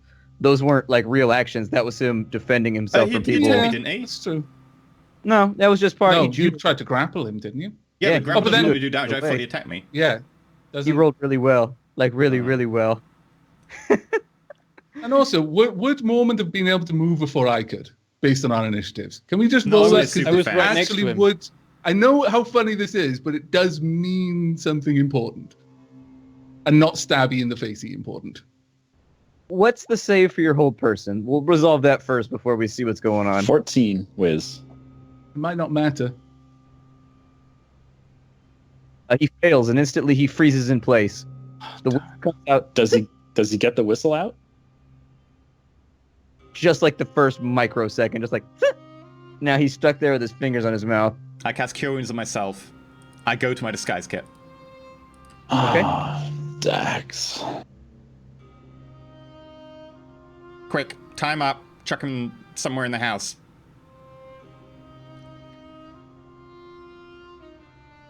Move, people! Come on, quick! I looked to Davy. How long does that last? It lasts 1 minute. Yeah, he gets to save each round. So while you're asking that, I shout, Not long enough! Okay, so I go up to the guy. Can I move his hand away from his mouth so he won't immediately be whistling when he stops being held? Mm-hmm. Or are you completely frozen? So you can move a person a bit. You can move him. He's just unable to move himself, I guess. I would allow you to move him. Okay, I move his hand down and start carrying... What was it? Did he say put him in the house? I start carrying him to the house. yeah, I chuck you some, like, the bit of, like, cloth that I've been using to, like, face mask myself for a gag and stuff. And I quickly take off my armor and put on my disguise kit's James Bard Lore Extraordinaire outfit that I haven't had a chance to use.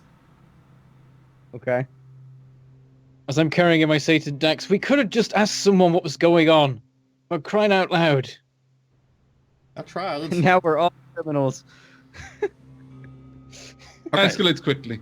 If the In guards- reality, Norton's actually not a bad guy. He's just a victim of a series of unfortunate events. How close were you to running this guy through with your spear? Wasn't gonna. He was gonna cast silence. But never got a chance. Aw, man. Yeah. See, Well, I knew taking metagaming. I knew you would silence, and I was like, if I knew in character you would silence, I'd be like, sorted. Yeah. But No, it's fine. sorry. It's fine. No, this is the whole thing of the initiative rolls. But Okay. theater of the I mind. quickly try and like dirty my face up a little bit, like I'm a traveling salesman with my fancy, costume on. No armor. I chuck that in the back under the cabbages. Okay. We have got a bull pulling the cart, which I guess helps a little bit, because if we were actually fancy, like, wandering, like, non-just farmery salesmen, we would probably have a horse. I got a question for you, GM, about the bull. Mhm. Is he branded? That's a good point, actually. What Yeah, would it be? I would assume that he would be, actually. And Blaine's farm isn't that far away from Woodley, so I imagine they would have seen this brand before. Well, Blaine's Farm's pretty far out. If you go to the northwest, it's kind of Oh, yeah? up along the edge of the forest. It'd take you a Okay. couple days to get from the city. Davy, do you say that? I'm sorry? Do you actually say that, Davy? Say what? The thing about the brand being an issue? No, I asked the GM. Okay. Can I peek around the corner of the house? Are there any guards coming? Perception check, please.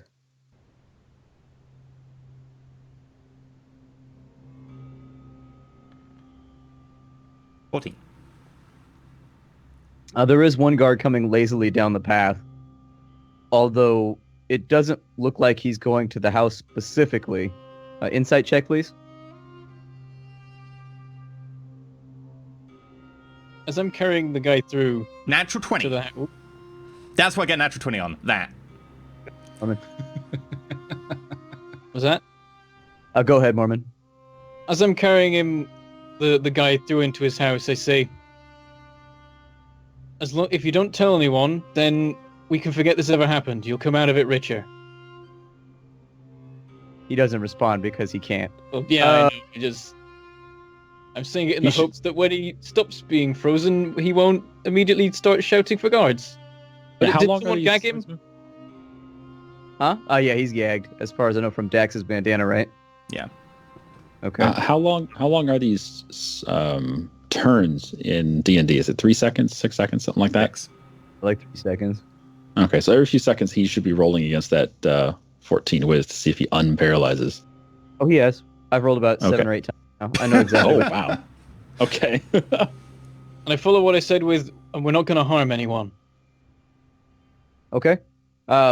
Dax, with your crit, that's the guard that you think saw you guys dithering on the road, and you get the feeling he's looking for the cart, not necessarily headed for the farm. Guys, quickly, get in under the cabbages. Where's Mormon? Mormon! Suit. I sit the guy in a chair in his house.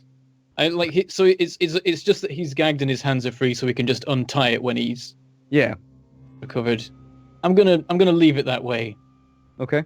I just want him to be quiet for a few seconds longer than, because he's gonna. I'm not there. Gonna hope he has some degree of whatever. You know what? I dropped 3 more coins on the a table next to him.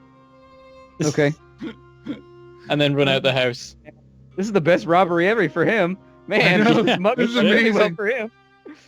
And if Now someone was giving him going a to year's rat on us wages, after we and I'm dropped him hoping- like half a year's wages? Uh, I'm hoping another not half that. might be enough. it's because you were treating him like a fool. It was, some people got pride. Money doesn't fix Yeah, that. I thought he was a fool. He told you he wasn't, and you carried Well, on. there you go. Then the resolution makes sense, doesn't it?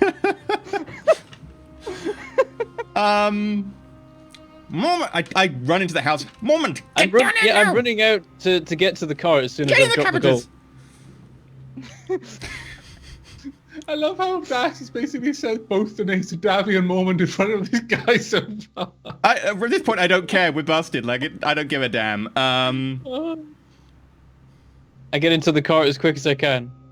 Pile cabbages, and then I go out the back of the farm, loop around, and then come down the road past the guard. And as we sort of approach him, I don't actually slow down, or I don't go past at normal speed. I slow down a little bit and be like, "Good day, my good man." He looks at you for a second. Do you want a cabbage? Why were you stopped on the road?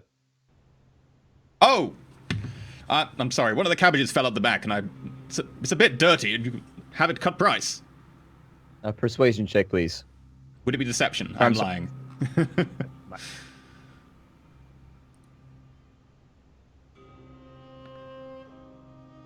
19. Okay. He goes, don't have any money with me, but he takes the cabbage and says, be on your way. Thank you very much.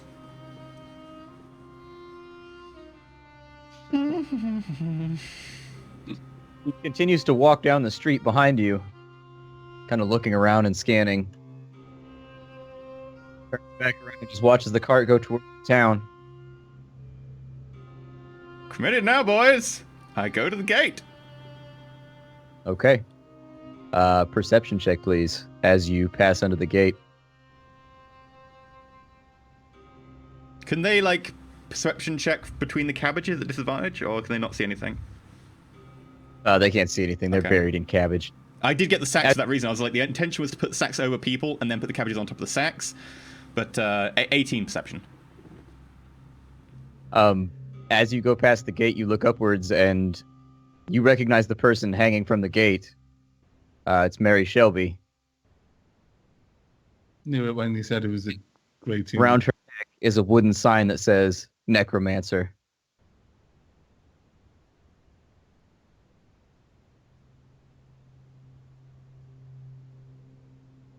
I continue on.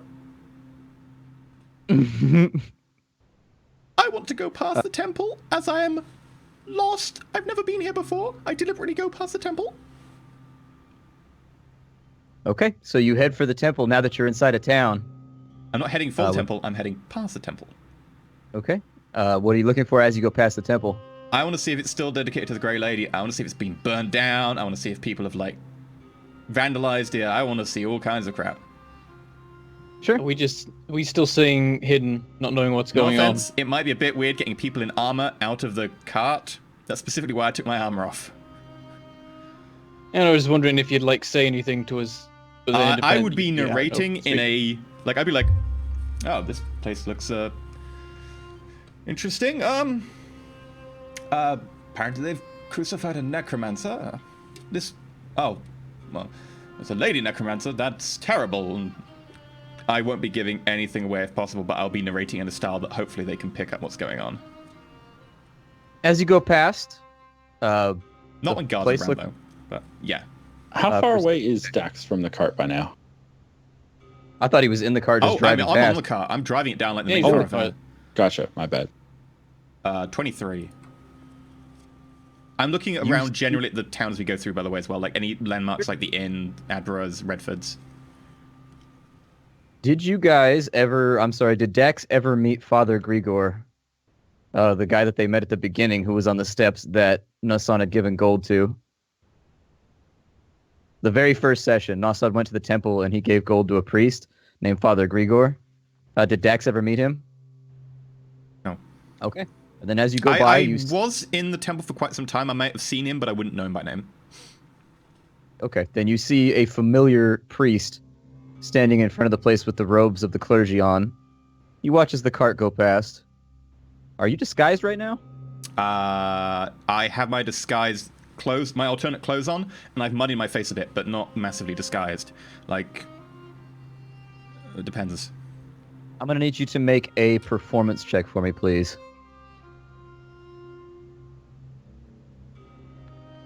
$18. Okay. He sees you go past in the cart, and as you go by, he looks for a moment, and then he steps inside with his hands clasped at his waist. Okay. Can I insight check him to see if he... Sure.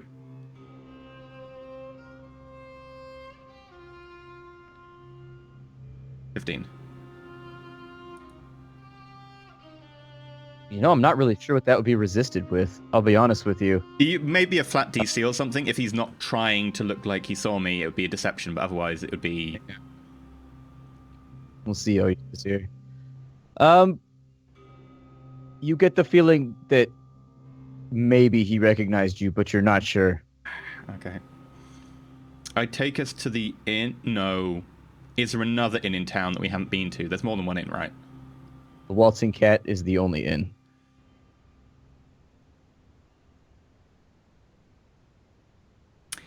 Is there a trading place or a... There must be a parking spot at the market, right? Dax saying anything at the moment? Is he... Yeah, I would be narrating this. I'd be like, his concern? oh, well, it seems there's only one inn in town. That said, I haven't heard great things about that inn. I'd rather not go there if there's another option. Yeah, there's a place you can stop in the market if you want to. I head towards there unless someone says anything. Amongst the cabbages, I murmur, Hall's guard. And... Oh, you did mention earlier this session the name Holsgard, and then I connected it to the dwarf this session. Okay. I actually know who he's talking about. I head to the dwarf. I take Nelson at face value. Okay. As you pull up to the house, where do you put the cart at? Is there an around the back? There's a fenced-off side area where all of his work tools are for blacksmithing. It doesn't look like the cart will fit down that way without hitting the fence or the house. On the opposite side, it actually shares a wall with the house next door. Can I reverse it into that space? And then detach it's the not ox? wide enough. Where's the nearest place to this that could fit a cart? Like a large alleyway or something? Down the street a ways, you might be able to park it behind the temple, possibly. Because if you think about it this way, I've got you guys on the world map right here. So you've got a street that's going down. You've got Hallsguard's house right here. It's connected with a wall I'm on the world map right now. to another right? house.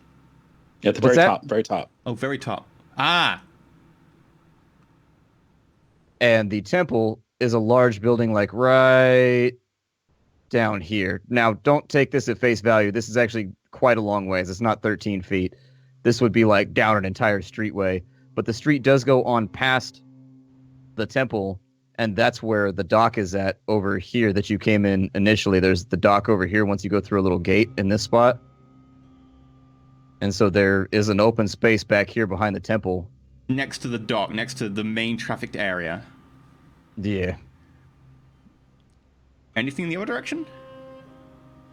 The other direction would be, I'm trying to visualize in my head. I haven't looked at the map of Woodley in hella long. So the market is like down here. Yeah, down the street. You can go ahead just to speed things along. There's a place where you can park it back behind one of the houses that looks somewhat abandoned. Sweet. I park it up there. I look around and I talk to my cabbages. Okay. Hi, we're the cabbages. Okay, cabbages. I think I look around. Are we safe? Perception check. Yeah, sure. Go ahead. That'd be an 8. You can't tell. I wait 10 minutes until I'm certain. Okay. You wait for a time where you think nobody's looking, and what you notice during that time is that the guards have indeed been swapped out. The ones who are walking around much more like bravos, essentially. They hold themselves with kind of a swagger and a sneer. These men are not the conscripts that the Scions were using in the area previously, who had been They're sort hired of schooled. And sellswords. yeah, these individuals, you're not sure where they came from. You think you recognize a couple of faces from around town at the tavern, but it's been a good week and a half since you were here, and honestly, a lot's happened, so you're having trouble recalling. Okay, well, when the rotation goes round, I think there's a gap. We are fairly close to the Hallsguard residence. If you want to quickly jump out, and if you're wearing armor, please wear, like, a sack over the top of your armor. Quickly, cabbages? I hop out. Okay. While the others are doing so, I move over to Dex and I go to clasp his hand and I push a pouch of coins into it. That went significantly worse than I was expecting. I thought to take this to lessen the blow of you giving him what I could only see 4 coins before he closed the door on me, more than he needed for a bunch of cabbages, but that's as much. I don't know how much you gave him in the end. I should cover it. And I pass over like 7 coins. What type of coins? Gold. It's about 2 gold. It was 2 gold of silver, but Yeah. also added more. Well, I'll put it back into the group kitty, if you really want. Well, it's my fault it escalated that way. Well, I could have lied better, I guess. It's It okay. doesn't matter. Elder Enoch. Hush, hush. Love. Hush, you know hush. this. We have things to do. Sorry, I mean, we Let's have get things off the to do. street. By the way, my given name is James Bard. And I have deeds to that effect. I'm a lawyer. Well, Shall I God still be knows me as Archibald, your Noson bumbling and buffoon? Mormon Dax. is Mormon, so As that's happening, perception check, please. Actually, everybody can give me a perception check. Fuck it. Everybody can do it. Fuck it. 14. 16. 2. Mormon, you hear the sound of a crowd shouting, going, "Hurrah!" off in the distance. It sounds like probably 60 or 70 people all shouting hear in a crowd. unison. Cheering or booing or something? What? It's a shout/cheer with a very mobbish tone to it. What direction? It doesn't sound like it's good news for us. What You're direction is it? inside this house right here. Hold on, let me get my freehand tool. You're inside that house. The shout is kind of coming from like over here a ways alongside the market, on the opposite side that you crossed over it. Sounds like it came from the market. I'm so sorry that I've been doodling on this map. The map hasn't updated for me. I'm still on the one with the Vagrant Isles. I thought that was like someone has just doodled boxes, It so I is. was just doodling it. Yeah. Oh. Yeah, that was the city. I was giving you a rough I'm idea of where the so streets sorry. were. No, I don't care. It so doesn't bother me sorry. at all. I draw shit all the time. I drew so many dicks on like the eczema sector that it was absurd. This is why, like, the stream never sees that map quite often. I just leave you on there so you feel you're doing something, and then I just wipe it when we go to a new map. You got to keep the children interested. Like, normally you give them, like, Lego to play with, but... Oh, that's bad. Chat, the house isn't on fire. It went Super Saiyan. Wrong. It's. That's what Hallsguard does. Okay. Angry Super Saiyan as well. Anyway, we should head over to Hallsguard's place, because apparently he'll help us. Right? No... We need another name. I'm trying to form the word T, the letter T with my mouth, and I'm like, is there a name you might respond to, Nozon? Still wet. Silver, my good man. Let's go to Tolsgard's. Okay. I start moving with him. Is anyone investigating the crowd just before we move forward? I'm just going to glance at him. Can we see them from here? Are they too far away? It's pretty far away. If Adavi and Mormon want to give me perception checks, we'll see what happens. I'm going to try and listen to see if it's getting closer or further away. Another 2. And I get a 4, so I don't... know from where, unfortunately. You can't even... You're barely able to make eye contact with that score, with what's going on. But it's not moving. It sounds like it's in place. And we can't make out what they're saying. Mm-mm. Might be worth investigating what's over there. First things first. It would be a great distraction while people are busy there, and the guards are somewhat busy with a crowd of people. Davi's right. Fair enough. Oh, also, Mormon, they killed Mary Shelby and accused her of being a necromancer. What? He doesn't take this well. They did what? Oh, they murdered Mary Shelby and hung her above the gate on the way in. Is there a wall I can sort of lean on for a second? Are you wearing the potato sack yet? Do I have to dress you? Is that what we were... Oh my god, Mormon. I get one of the sacks, I slit the corners, and then I try and put it over Mormon while he has his emotional moment. I let him do that. I pulled my hood up. I'm basically just robed with the hood on. And no one's seen Adavi's new robe, so technically you look different to last time you were here. I took my turban off too. What do you have under there? Like, this is the first time seeing you without the turban on. Like, what? Afro. The exact same size as a turban. I miss my old high school afro. Turban is just very, very thinly wrapped around the afro, which is like Marge Simpson style. Shen, that's how you should do it. You've been having problems making the turban work. Like, you've been having problems folding it. You should just do the afro again and just coat it. God damn it. Best idea ever. All right. If nobody's going to investigate what's going on over there, you head back down the street. And with that, you're on your way to Hallsgard, and that's going to be the end of our episode here today. This is D&D Roll4It, where things are rapidly falling apart. Looking a little ugly at the moment, but it'll probably be okay, maybe? It'll be all right. You got to stop robbing farmers, though, man. Why don't I believe you? What would you say it's going to be okay? Why don't that? You might not understand it as a newbie to the whole Roll4It thing, but there's a time-honored tradition of robbing farmers. It was children's piggy banks, and now it was children's college money. Okay, I'm just keeping the legacy alive. I'm not sure what to do with your alignment, Nasan. You're definitely you're on the edge of lawful. You stabbed a guy to death. Who was true prisoner neutral. disarmed. You're out for yourself. I mean, I was going more towards chaotic in all honesty, but I'm going to have to think on it for a little bit. You're not living up to that lawful portion of the old alignment. You're just really not. I mean, all it also was doing was it's like, yeah, he's giving him like 4 gold. I'm going to take these 2 gold, so he's going to get 2 gold. But then it rapidly escalated. But yeah, that was it for us, guys. If you're interested in finding us on each of our own individual channels, we all do entertainment pieces in other places. I don't know what the order is, so I'm just going to start with Bentham. Where can we find you? You can find me on YouTube at Mangleport Gaming, where I occasionally make videos, such as Factorio videos. Yeah, there have actually been videos recently. There's even been a Factorio one. I even did that. They're post-commentary, so they take ages to make. And I also play a production line. I'm doing at the moment. I've just started on a new factory.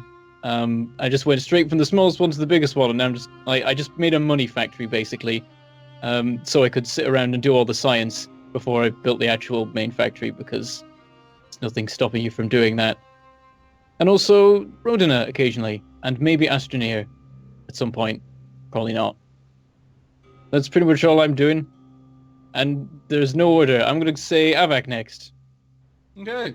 My name is Avak, and you can find me at youtube.com/Avak and at Twitch TV/Avak, where I'm probably going to be streaming after the after show of tonight's stuff. You can also find me on Twitter at @Avacansco, where you can find all sorts of things like ferret pictures and the likes. And currently on YouTube, I am playing Avorion, which I'm really getting into, though it takes so long to record. I am also playing Stardew Valley, RimWorld, Oxygen Not Included, and a few new games coming very, very soon. What about you, Shen? What are you up to these days? This and that. Actually, you know what I did yesterday? I played a full day of 9/11 Operator, and holy shit, that game is both amusing and horrible at the same time. It's like an extremely bare bones version of This Is the Police, except it doesn't have the storyline. You don't follow a storyline. Okay. Anyway, my name is Shen. What was that? He is just salty because he tried to be a good guy. He didn't sell out like he was supposed to. Yeah. He didn't give in to the railroad. Sorry. You okay, E? I had a Genius. great The series same of that. person I was who getting tried really good to- views, and I rage flipped out because I was like, no, I don't like this game. He doesn't like the commentary on the human condition, which is probably more or less spot Well, on. like they give you options, and they give you like ability to choose. Like We're given the illusion of choice and of control in the real world as well. We don't actually have it. there's a difference though. Life sometimes take you certain ways. That's cool. But the game actively tells you your character is doing something bad when you're like, but I was trying to be a good guy. No, you have to do something bad. You were doing something bad. The cutscenes, you're doing something bad. It's like, but I was... It's like Mass Effect if they just left in the Paragon scenes and you were playing Renegade. Why would you be a renegade anyway? Although Renegade's Shepard is funny as fuck. It always makes me laugh. Like, that's the problem with Renegade Shepard is he's hilarious. He's such a dick. The first Like- time I had an option, like, because in the first game there's no Renegade Paragon like cutscene, interrupts. But the first time it was like that guy who was like losing it on the colony when you get down there, wherever it was, and I go, well, I'm gonna solve this problem right now, and he just goes up and punches him. I'm like, Yep. well, that escalated a little bit further than I imagined, the problem is which is more or less what happened here, really. Paragon- You know So the best well. thing? Paragon Best thing Shepard- about that scene though is the lady who's with him. She's like, it's probably better for him like this anyway. Yeah, she's like, why did you do that? And you go, it was simpler. And she's like, okay, you're right. The problem is, like, Paragon Shepard has consistently decent writing. It's a bit, vanilla good, but it's consistently decent.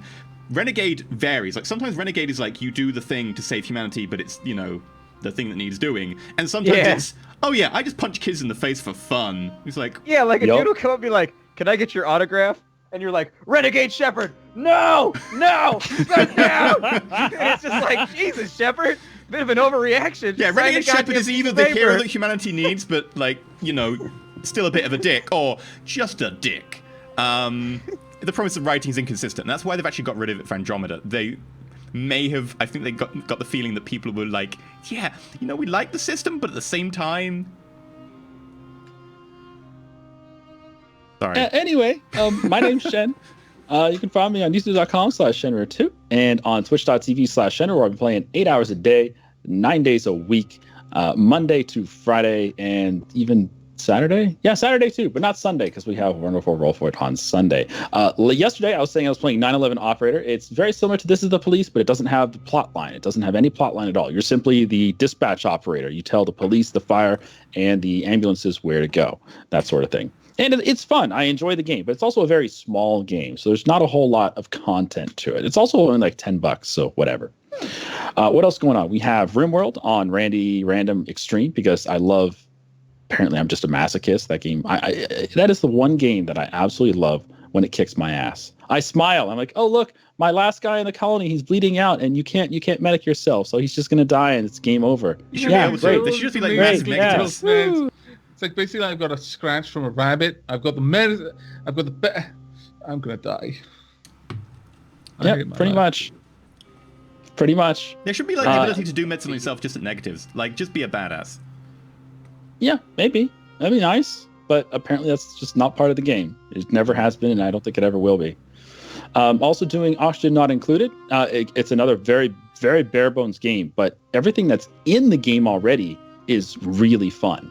That's the nice thing about Clay games. And if you ever played any Clay games like Don't Starve, whatever, everything they have in the game is fantastically fun. The graphics are good. The sound is good. It feels fun to play. All the animations are cute, and it's a really fun game.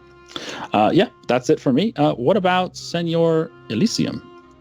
I am Enter Elysium. You can catch me over at twitch.tv/Enter Elysium, where I stream on Saturdays, and of course on youtube.com/Enter Elysium, where I basically have many videos every day. I started playing a Vorion game. It's basically made space engineers from the depth space, and I spent the entire day running around in drone going yoink, yoink, yoink, yoink, yoink, yoink, yoink. That is my wreckage. And then I'm going to play more. It is a good game. I also have XCOM. I also have Halo Wars 2. I also have, oh god, what do I have? I also have Star Trek New Horizons Stellaris. It's my other Russian accent. I have two. I can do two Russian accents. And yeah, some other things. There's actually a lot of games coming out now right now. It's actually really tough trying to fit them all on the channel. It's a lot of decent options actually. I'm really enjoying this month. I mean, not. Thank you, Skype. That was great. What happened? Skype decided to take me back to the dashboard. It does that occasionally. Did that to me earlier. I like how Skype is just like, yeah, you're in the middle of a video call. Let's go to the dashboard. Or, in the middle of a video call. I want to update.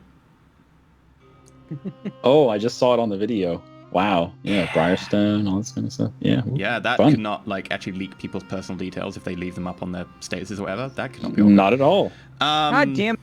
Now I can't keep my social security number up on Skype anymore. Stop taking my freedom. It's okay. Someone just tried to hack into my Twitter, but I've got two-factor auth on, so. Oh, actually, just in case anyone is unaware of it, Skype just added a feature this morning or last night that you can now search for people by name.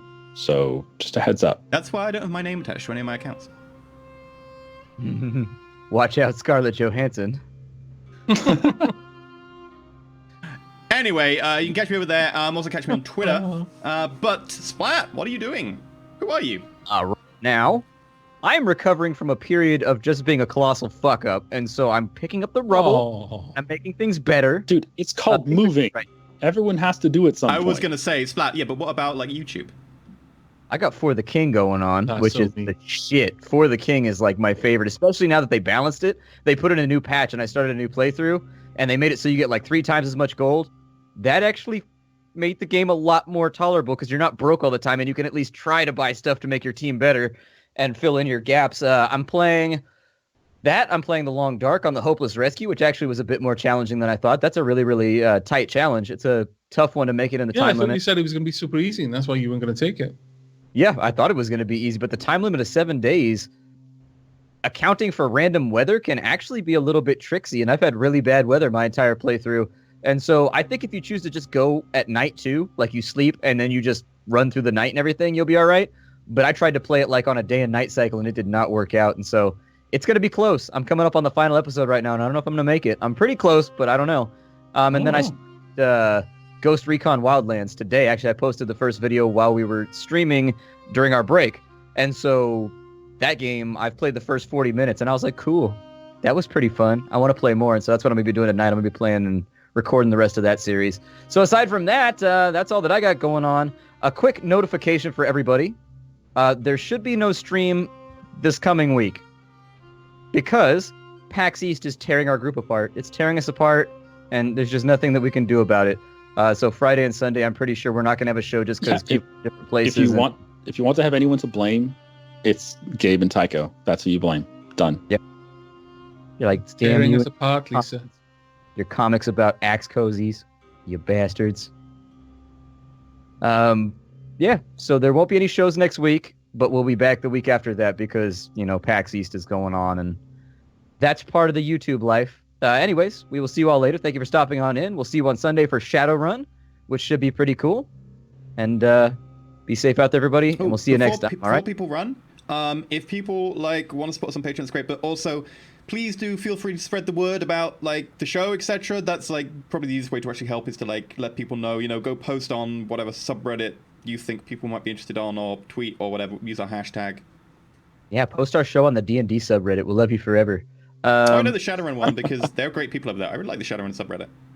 The Shadowrun subreddit is really, really good. That guy Bamps or whatever, he knows everything about the game. Yeah, he's in every thread, just answering all the questions. No, there's about half a dozen people over there on the Shadowrun subreddit who I class as they are solid A people. There's what's his name, Black Knight or Black Dragon or something is one of them. Bamps is another really amazing one. there's a couple people that show up there almost in every single thread, and everybody else will be like, well, I think it works like this. And then they'll just be like, bam, this is how it works. Bam, page. A lot of the bam, freelancers as page. well who write the It's like, supplements show up Jesus. there as well. Like, the freelancers are really good. I get the feeling of the freelancers that Catalyst can be difficult to work with sometimes, but the freelancers themselves are solid people. Well then, we'll see you all on Sunday. It's been a lot of fun, everybody. Bye. Bye-bye. Ah. Sorry, my arm. Bye. It's all right, man.